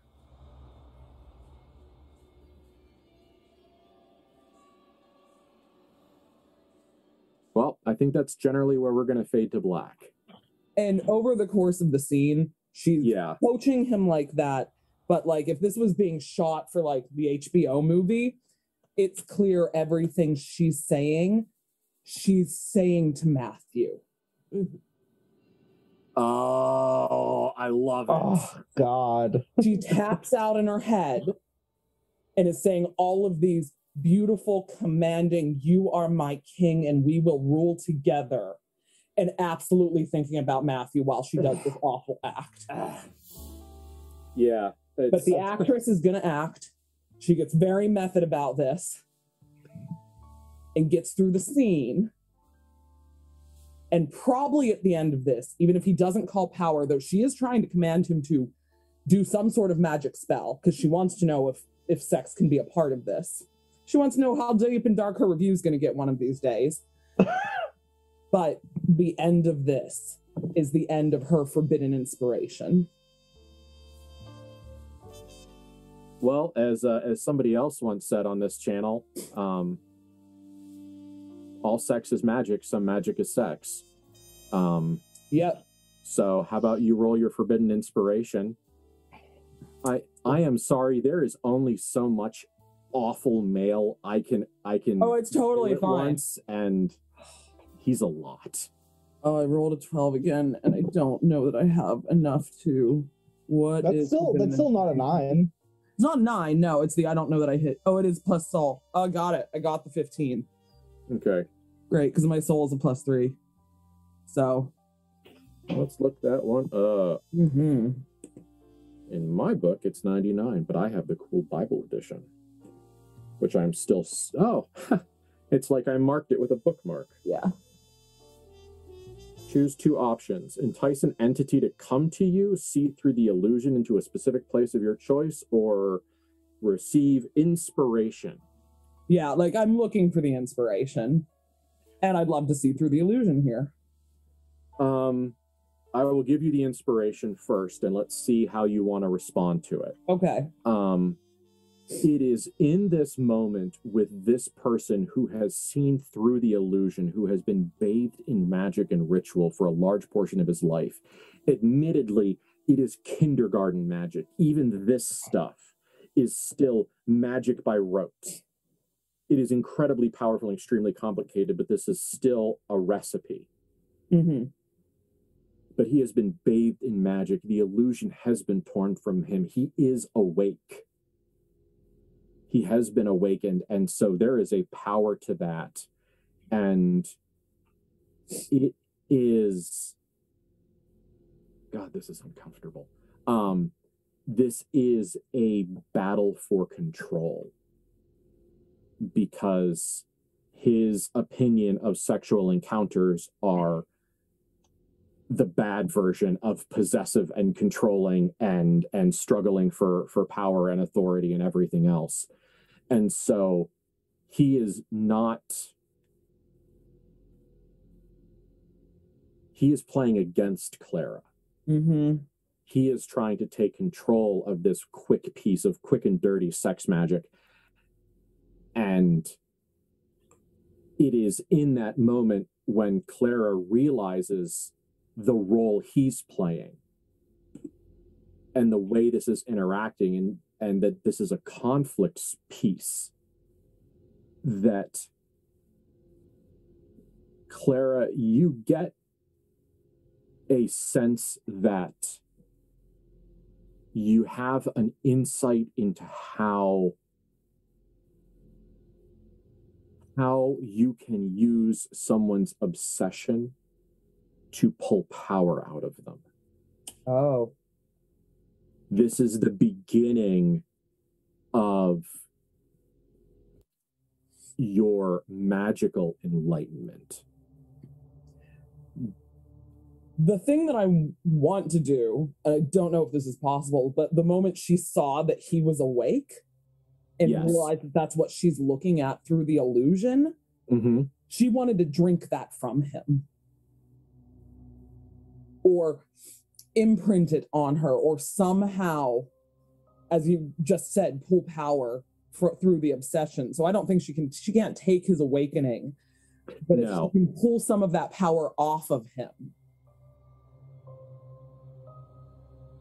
I'll allow it. Roll plus soul. Let's see what happens. Okay. I was like, you're welcome to say no. This scene went way longer than I know we expected. No, you know what? I am so happy with how tonight's gone. Like, we've had intense role play. We've moved story forward. We've used our safety mechanics. We've played hard and safe. Like this, template wrath and tears. Yeah, I super failed.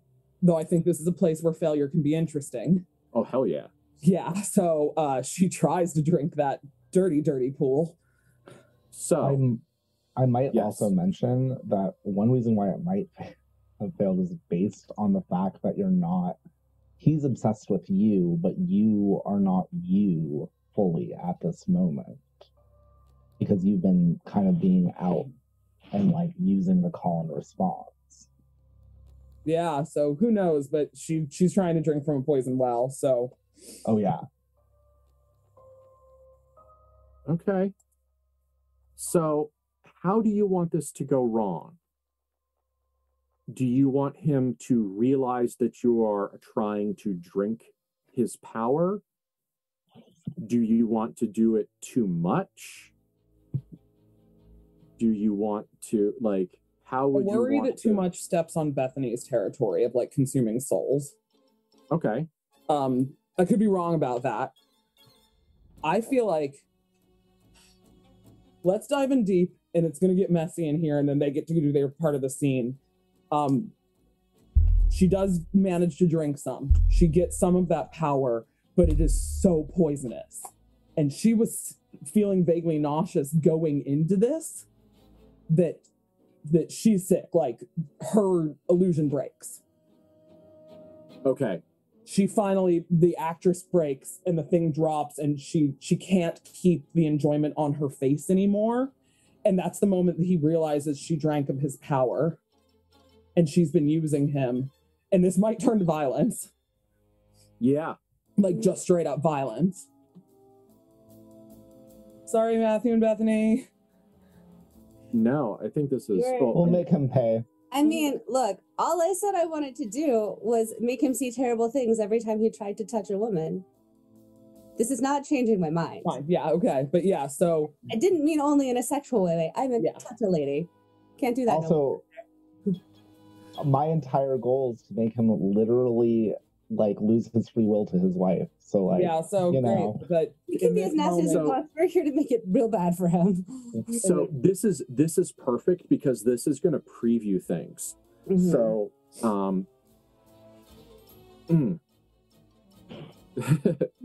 happy stim. So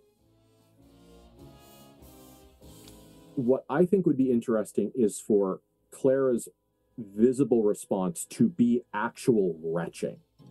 Yeah, absolutely. And so, like, imagine this man, every man like this, their ego is incredibly fragile. It's made from porcelain held together with Elmer's glue. It is just right there. And so when everything's getting hot and heavy and, like, you know, belts are coming undone and, you know, and everybody is having a lot of fun. Yeah.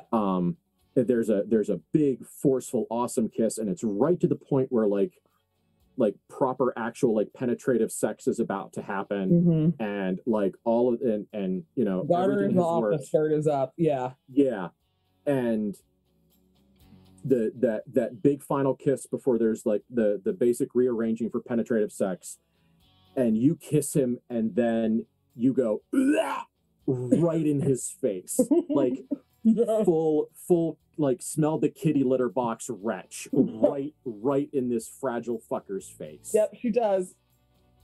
Because and she was convincing herself it was Matthew until that moment, and then she tasted his power, and that's definitely not Matthew. No, his power tastes like rust and diesel. It tastes like rotten flesh and bile. Yep. It is spectacularly corrosive. Yep, she retches right in his face. The only time you ever remember feeling anything like this was that one time that your dumbass self did heroin from Inferno. Oh, yeah, I remember that. That was dumb of me. But that is the only time in Clara's experience that you have ever felt anything this rotten inside you. She manages not to puke on him, but like she retches in his face and then turns and just pukes on the side of his desk. Yes. His response is deranged, brutal, and violent. Yeah. We are going to leave. So what I'd like you to do while we do these two is I'd like you to roll me an endure harm. Look at the results and decide what Matthew and Bethany are going to see when they come in. Gotcha. All right. Got Are you comfortable with that? Totally. This is very big, so I'm doing check-ins. Yeah, no, I'm totally happy to do it. Okay, so great. Go to the other. How are the other two? Yeah. Are we still good? I just want to mention, remember that you have a +1. Yes. This would be a great time for that +1. Good job, Elon. Yeah. You with your functioning memory. It gives me time to read through the book and think about it. So cut great. To the other scene. Yeah. Yeah.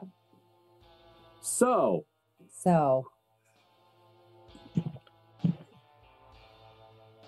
Okay.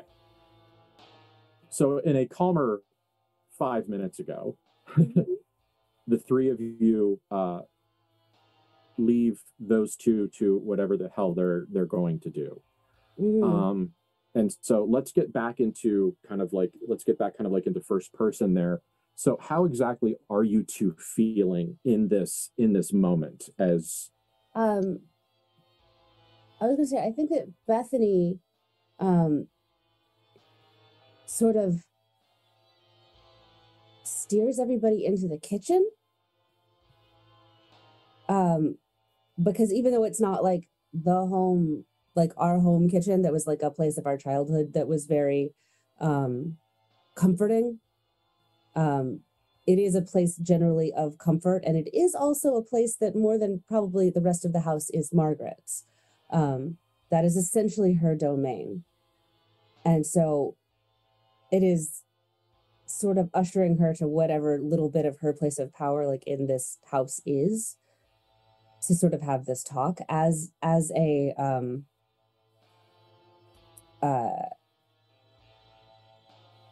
as a comfort, essentially. But Bethany is also not sure how far Matthew's going to let us get away from this room. Matthew doesn't let you get too far, but he wants to get out of hearing distance. The moment that they're away from hearing distance, Matthew finally lets, like, he has like this very neutral mask, this very uncaring mask in a way. He lets it drop and like show his actual like utter rage and disgust. And he looks at Margaret and just stops mincing words and says to her, I need you to know that I respect you and I like you, I think. And that's why I'm going to ask you first what it is that you need when we destroy your husband.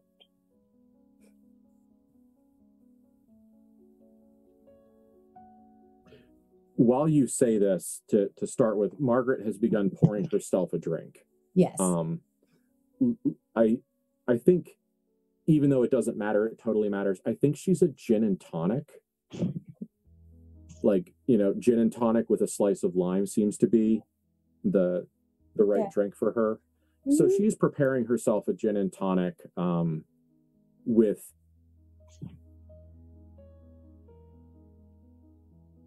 every so often I come up against stuff that's actually a labor for me to describe, with the controlled calm that only someone who has experienced abuse is capable of manifesting. It is very distinct, and it is all over her right now. And so she is preparing herself a very strong gin and tonic, takes a sip while you talk, Matthew, and puts it down. And this is the Margaret you like. Yeah. This now, when she doesn't have to handle her fucking husband, when she doesn't have to hold on to the back of his neck, this is when the power that has kept the Westsmiths on top of this chunk of the world for a long time shows up. And she swallows the like 50% gin, 50% tonic water drink that she made, makes a very slight face, but an absolutely undignified one, and says,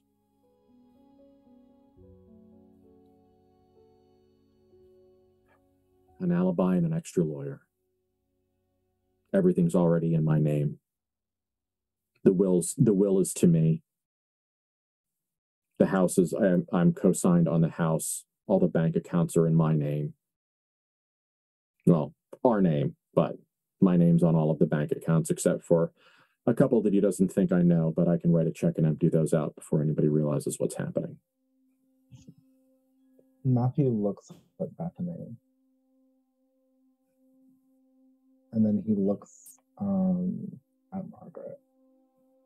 And he asks her,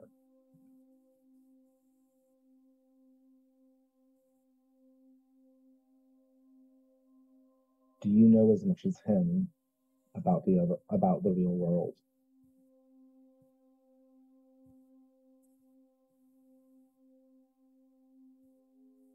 I want to lie and tell you yes. I really do. Because I know that that's so much of what you want. I know that those secret things are what you want to know, and I don't know them. That's been the thing he has kept from me this entire time. I have not been able to tease or beg or steal or trick it out of him this entire time. I know where his things are. I know where his secrets are. I know his, I know where his safe deposit boxes are. I know where the house he fucks other women is and how many things he keeps there. I know the entrance to his safe. I don't know the things. I know where all of the items are, but I do not know how the magic works.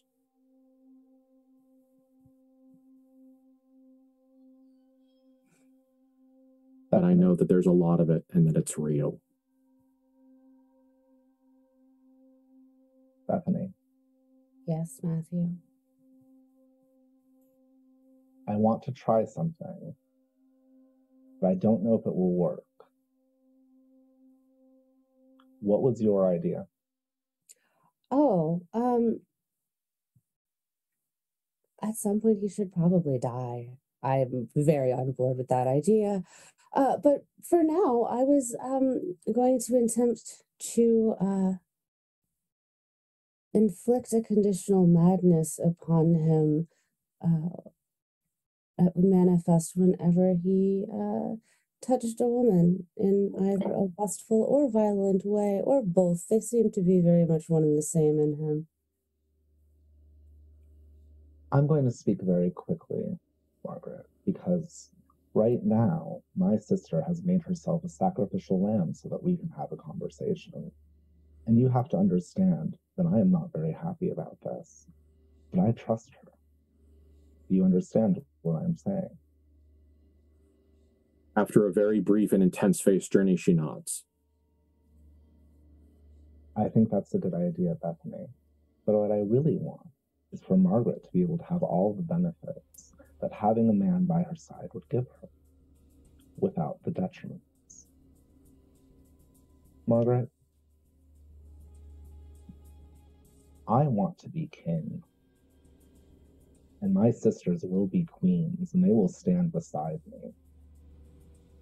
If you can trust me, and I know that's very hard right now, but if you can trust me to be a king who will not treat you poorly, I'm going to try to have my sister help me, because she is someone who is better at magic than I, someone who I respect, someone who I understand her knowledge. And I'm going to try to make it so that he is yours. In the same way that he has bound others to try to help kill those he doesn't want. Because I think that that's poetic. Okay. When you say I need you to trust me, her eyes flick to Bethany. Oh. What is the matching? Okay. It's a nod. It is I trust Matthew. It is a okay. Matthew. And it is absolutely in that very terrible fashion, like domestic abuse survivor looking at the person who she trusts to keep her safe to be like, is this okay? And Bethany is doing the actual, this is a safe person. This is a safe man. I know that he is saying things that sound very like what your husband says sometimes, but this is a safe man. Straight up about it. Yeah. And it's a whole thing, because Matthew is trying so hard not to let his rage just completely fall out, because that is not what this poor woman needs. But he has been holding it together for a while, and he knows exactly what's probably happening in that other room. Yes, It's okay. I'm okay with taking penalties because of that fact. That is, yeah. I'm trying to relocate myself in the actual conversation. Yes, she listens to you and thinks about it and looks at Bethany again, and Bethany continues to give the nod. I fucking hate how much we can all describe this. That's why I'm so like Ben's upset because of our ability. Everyone in the stream can describe this shit so well, and I hate it. Yeah. It's very, we are dealing with something that is both a mystical thing, but also grounded. This part of it is grounded in such reality. Mm-hmm. Yes. And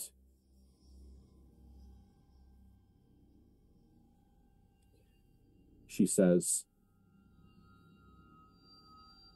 how bound? I'm going to be honest with you. I don't know. How bound do you want him? What's your him? I thought you were asking you. Him? I want him to be bound so that he has to obey your every order. I want him to not be able to think without you saying yes.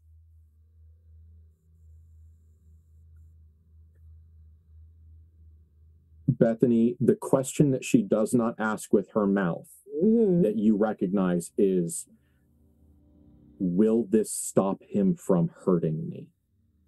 And she nods like, yes, and literally looks at her and says, if this doesn't work, I'll just kill him. And at that, Matthew nods. Like there is utter conviction of like, if this doesn't work, like, we're ready. Okay.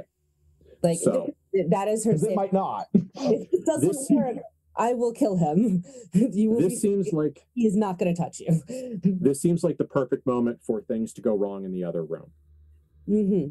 So I'm going to give Matthew and okay, first of all, let's all take a breath. Do a quick check-in. This is super goddamn heavy. Like, yeah. I'm gonna have to play some video games about it for an hour or so. Mm-hmm.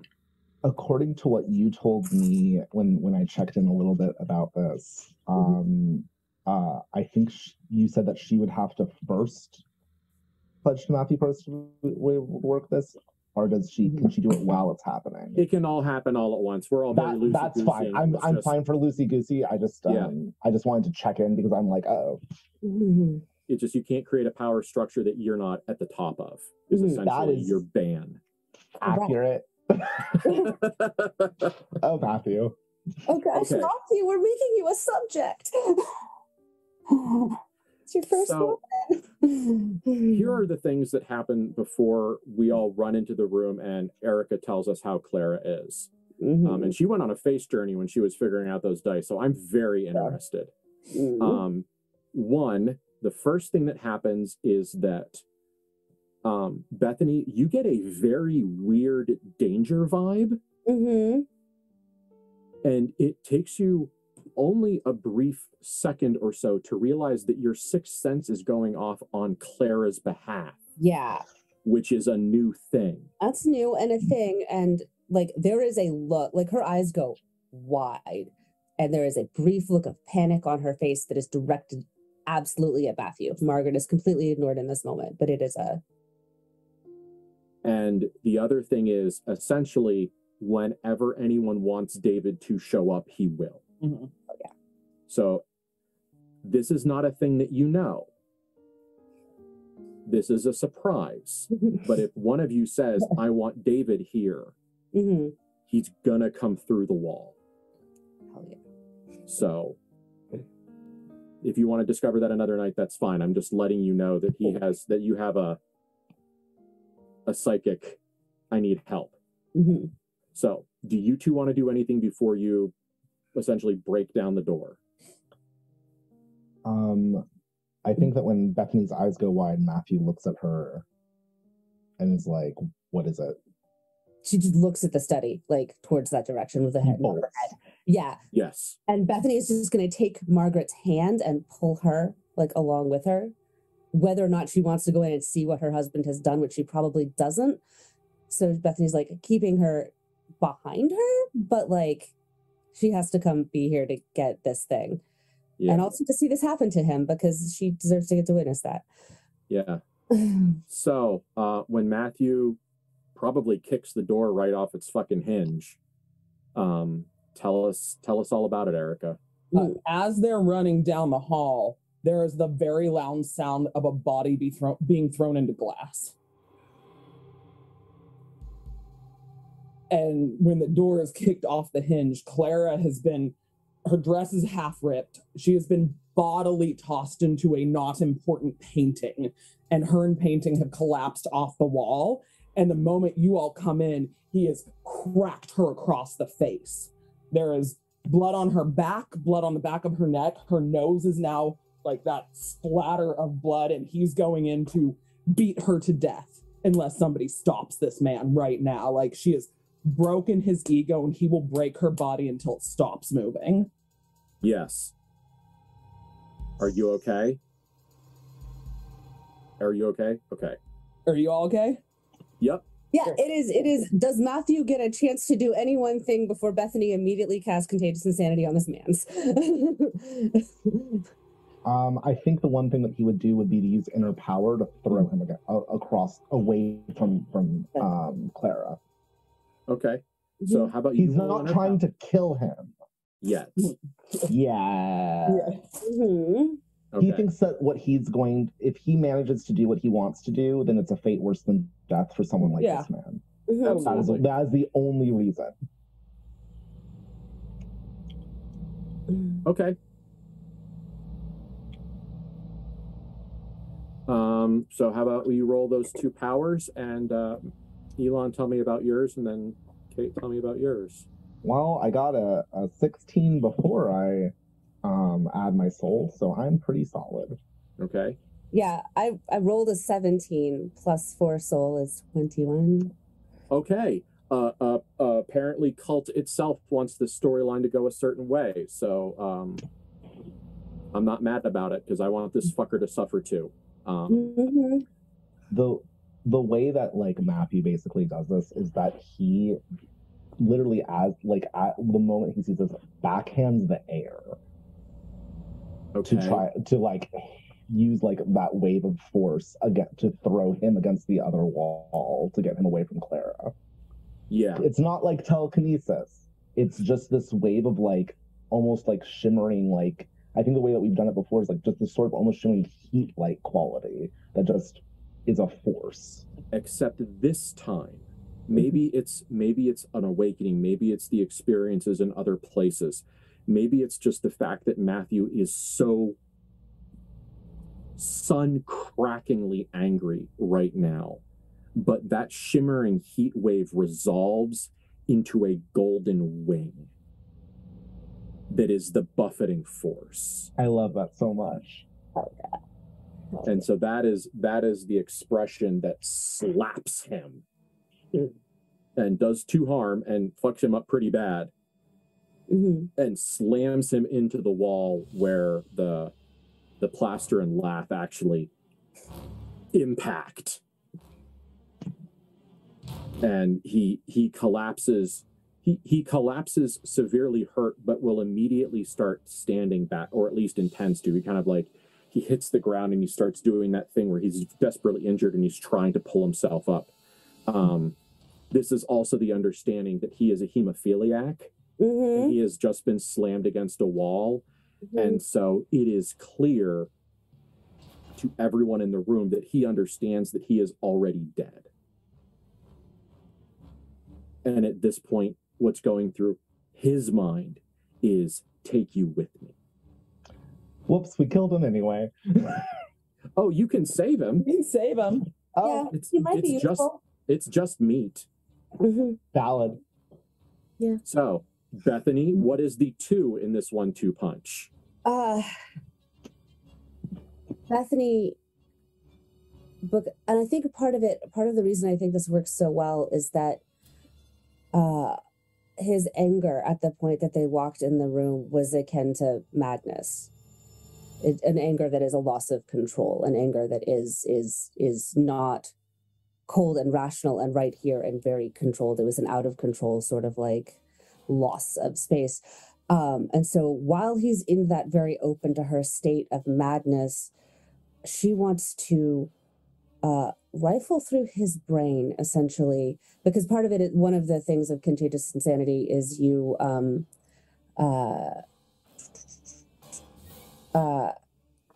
one of them is you afflict the victim with a temporary psychosis in which they are haunted by their fears, which can do to NPCs. But what she's actively attempting to do is find his fear that makes him absolutely, like, back of your brain, primal afraid. Like, okay. Primal scared afraid. In a memory, something that happened to him, like something that is a deep psychological wound, if he had anything that ever made him feel like the most afraid. And any time that she's attempting to link this to the situation that they're in. So this is beyond the power, but it's what she wants to do. So I'm explaining, which is that, that any time he is in a state of that really gross, lustful possessiveness that borders on, like, and violence, that how he thinks about women like sex objects and things, anytime that he wants to begins to enact that response at a woman, be it violent or sexual or both, it will trigger the fear memory and the fear feeling. So he now can no longer do these terrible things without feeling the most primally afraid he's ever felt in his entire life. I'm all right with it. Mm-hmm. Fine, fuck it. We're using the enlightened version of contagious insanity. I don't care. We're getting there anyway. Okay. I was like, I did get 2 successes, so I was going to use both of them to smash those things together. Okay, I'm here for it. Just make it permanent and conditional rather than temporary for the second success. I'm entirely content with that. Oh God, yeah. Yeah, she'd like to just psychically castrate him in a way that makes him feel terrible and bad. Yeah. And so Matthew slaps him across the room, breaks several bones. He stands up. Frankly, he probably shouldn't be standing at this point, but there's in the moment you go, yeah, he's a hemophiliac. He's a member of the Royal Phoenix Society. Of course he's fucking reinforced in some way, you know? That was my hope. Yeah. I mean, like, you're pretty certain that there's going to have to be some dramatics in the near future, but he stands up. Well, he doesn't stand up. He, like, rolls over and puts himself on all fours and that, like, about to push myself up, you know, push my hands up, get to my knees, and then pull myself up. He gets his hands to the ground and he looks up and he looks at Clara. And at that moment he makes eye contact with her is, Bethany, when you dig your claws into his psyche. And so Clara gets the satisfaction of watching the absolute soul-shattering panic that is the thing that Bethany just did ignite for the first time in his eyes. Because he was feeling the things she was programming against in that moment. And so he looks at you and you can see the murder, the rage, the hatred disguised as lust, and all of the things that he has been feeling and all the things that he has been permitted to feel his entire life because he's fucking rich. And you watch it all cascade into primal, animal, medulla oblongata terror. And the scream that comes out of his mouth, you can almost hear his vocal cords shredding as he screams, because he is screaming not only because of the terror that he is feeling, but he is screaming because he feels it happening. And so that this is a scream of existential horror as he realizes that he is not in control, essentially, and that something has happened to him and he does not have the power anymore. And yeah. Mm-hmm. And then he collapses onto the ground and twitches like a bug that has been sprayed with bleach for a while. A very particular odor fills the room. He has also soiled himself. Matthew looks at Margaret and well, first Matthew looks at Clara and he runs over to Clara. I figured he's going to deal with Clara first, then he can deal with Bethany Margaret. looks at Margaret because Bethany's going to trust Matthew to help Clara. He's going to basically immediately start trying to like assess how bad this is. Yeah, she's conscious. It's a serious wound by the game standards, but there's she's not going to bleed out. It's a lot of surface injury, a lot of glass down her back. Her nose might be broken. It is actively bleeding, and like her lip is cut on her teeth. She's gonna be bruised as shit tomorrow. But she's like, I'm okay. Matthew has no knowledge of first aid, and so he's basically like not wanting to make it worse. But he's also clearly wanting to do whatever he can to like help like get her cleaned up and like up so that they can go. I love you. Do whatever you need to do with him. Is there a plan? Yes. I need to be out of this room. He will help her out of the room first. Please let me get you out. I'll go back in, but let me get you out. Just put me in the bathroom. I will handle this. You finish that, then we get out of this fucking house. She is Princess Carried. Yes. And it is... And she is shaking. She is full on post-trauma, like shaking, and she knows she has to hold it together, but she kind of isn't. But if he drops her off on the bathroom floor, she can puke and she can start washing some blood off of her. And that's where he needs to be. Yeah. He does that, but like there's a like he basically kneels with her and is like, I will stay with you if you ask me to stay with you. Just come back. Go finish it. Go finish it. Because if you don't finish it, then it wasn't worth it. Go make. We didn't finish. He didn't touch me like that. Go make what he did do worth it. He kisses her on the forehead, and then he goes back into the other room. As Matthew, as you walk through the front room, crossing the extensive layout, there is a very calm voice that is the sound of carbon fiber being dragged over stainless steel. As David says, "Sir?" I need you to help Clara. She's wounded. Yes, sir. Because David has first aid. Yeah. And we'll tend to that in a minute. And let's handle this fucking thing. So, Bethany, you're in control of the room. Margaret, until you have her do something different, Margaret has had her hands over her nose and mouth and is no sound, no body motion crying. But not It's fear and catharsis cry. It's not sadness. Yeah. Bethany turns around, fully turns her back on the twitching insect of Wes Smith.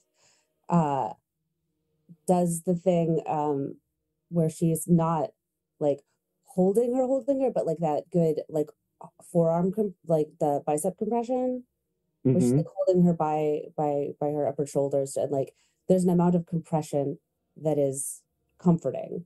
Yeah. So she's holding her like that. So she has space. She can move. She's not being held, but she is being comforted.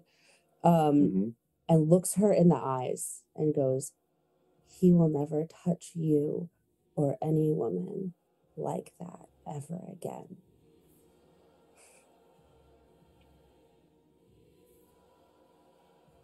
She nods, like she indicates that she gets it, but she is also very much so lost in her own thing, in her own headspace, in her own memories. You know. Yeah. Bethany is not gonna make her do anything until Matthew gets back. She's going to stay with her and let her be in that space, unless if it's so long as it seems cathartic and good and like a useful space. She doesn't want her to get stuck in like a memory spiral of just the things without the catharsis. So she is also watching for that.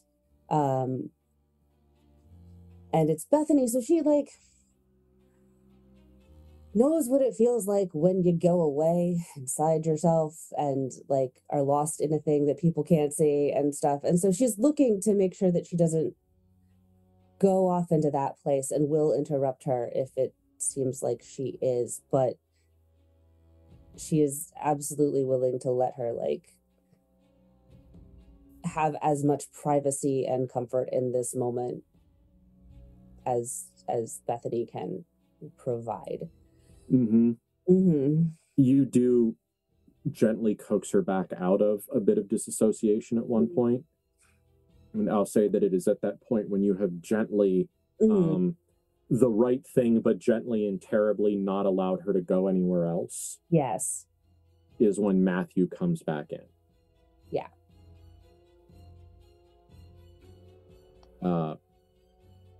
Wes Smith is still on the ground in a deep state of psychic shock.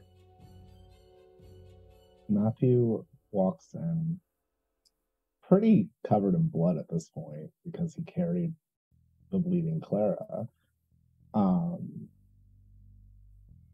And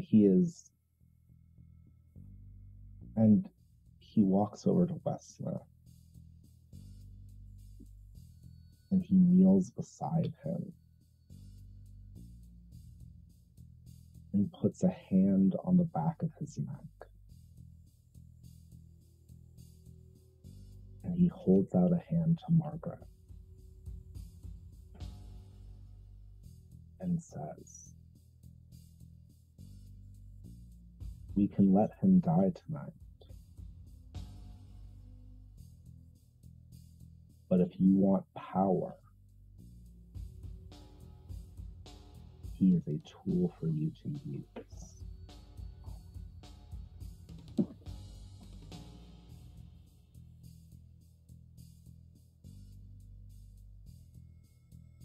And he will let her make that choice. Margaret processes. She needs to. She's going through a lot. I cannot overstate how much she is going through right now. And so like her hands kind of fall away from her face, and she does a little bit of like, like wipes some tears, do the thing very quickly. And as you are talking, she very slowly walks over, looking at her husband, looking down at him with an expression of profound complexity. And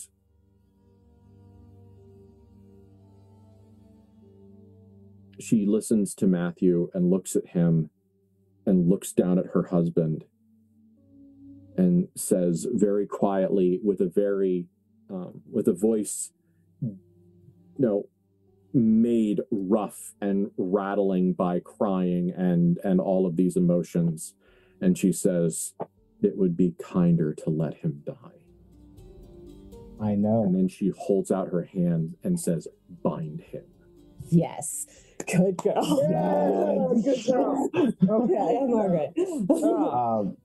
Matthew takes her hand in his, and he has his non-Metropolis hand on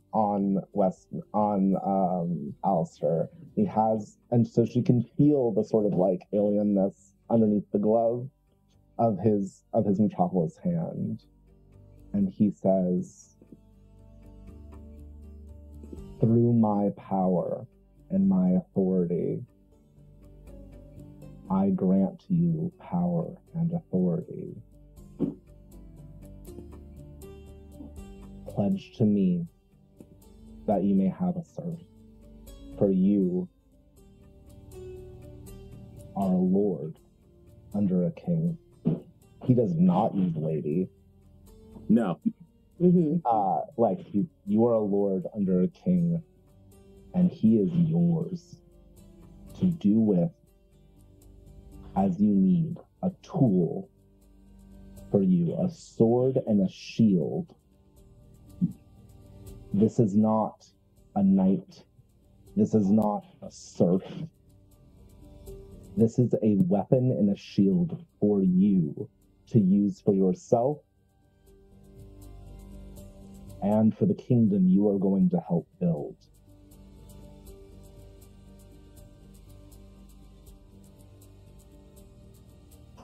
And he will reach out with his hand that was on the neck, and he will put it, if she allows it, on the back of Alistair's neck, underneath his, to complete the circuit.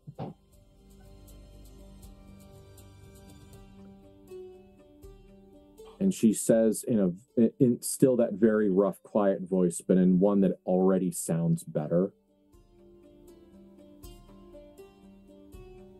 "I swear myself to you, O king, and accept this gift of my fealty." Matthew gives maybe the first genuine smile he has this entire motherfucking night. And he looks at her with a mixture of both relief and pride in her.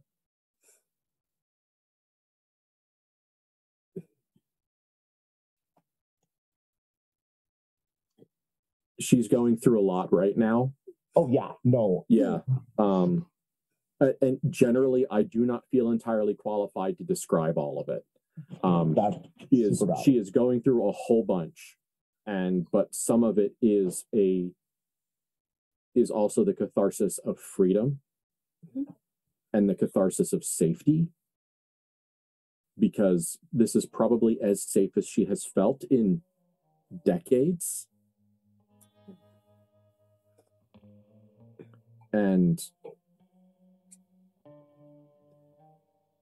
just to prove that you were right, Westsmith, Alistair kind of doesn't roll over a lot, but just kind of like moves his body ever so slightly to a different position that's, requiring less effort.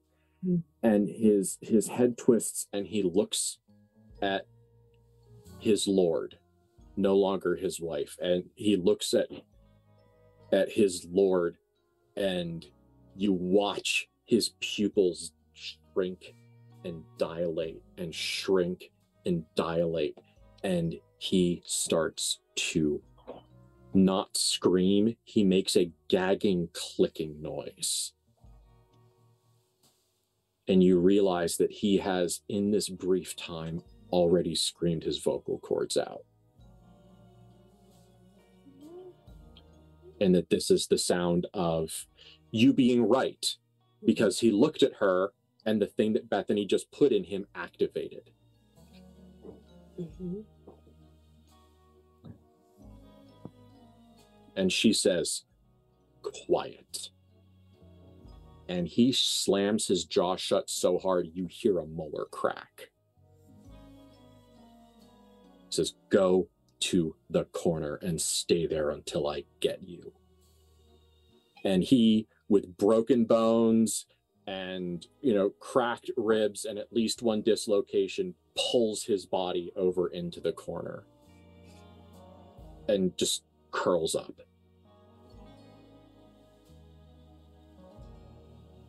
Would you like us to send a doctor?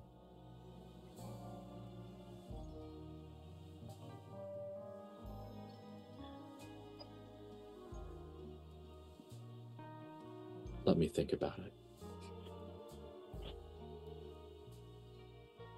You know how to call. I do.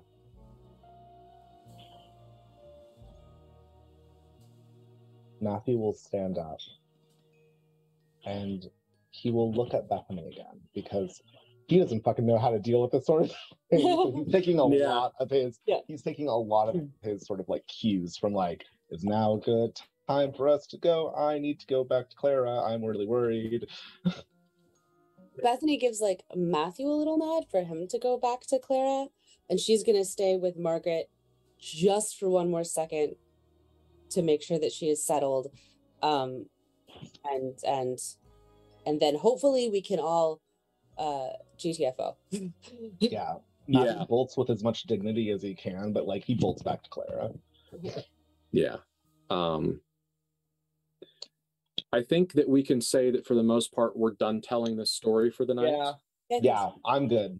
We went a bit over, but it was worth it. This was needed. Yeah. So I think I'll fade the story to black at this point, and this will be when the credits start rolling as Matthew goes to Clara and David essentially hands her off, having done some highly effective and quick first aid to the worst parts. He says she needs a doctor, but she doesn't need a hospital. And so that is done. And the last thing that we will say on camera is between Margaret and Bethany. And she looks at you, Bethany, and you are the first person to notice that her irises are now the color of Metropolis. And that iridescent chromium shine makes her eyes look more alive. And she looks at you there's so much going on, so much of it is pain. And she says, I can't say thank you yet, but I think I'm going to someday. Bethany says,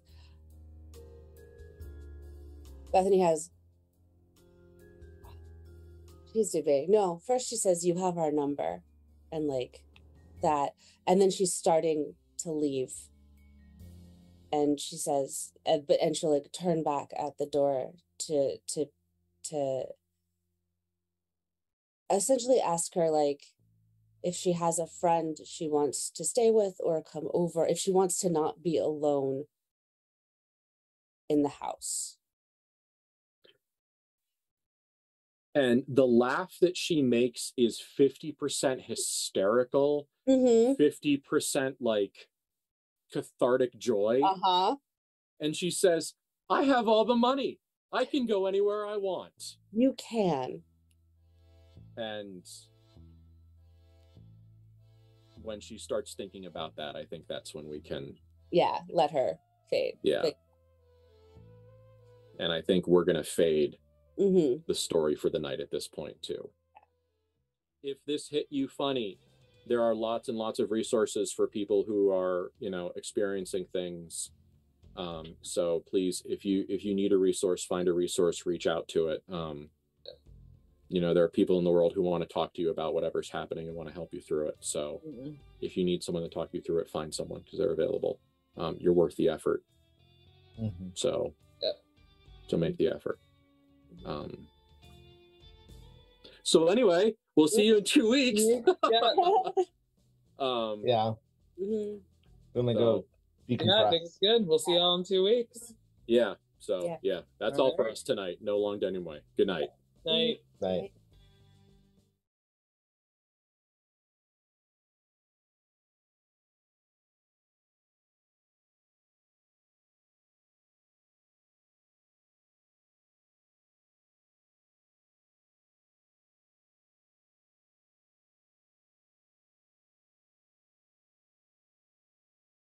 Sweet dreams, we love you. Good night, sweet dreams. We love you. Good night, sweet dreams, we love you. Good night, sweet dreams. We love you.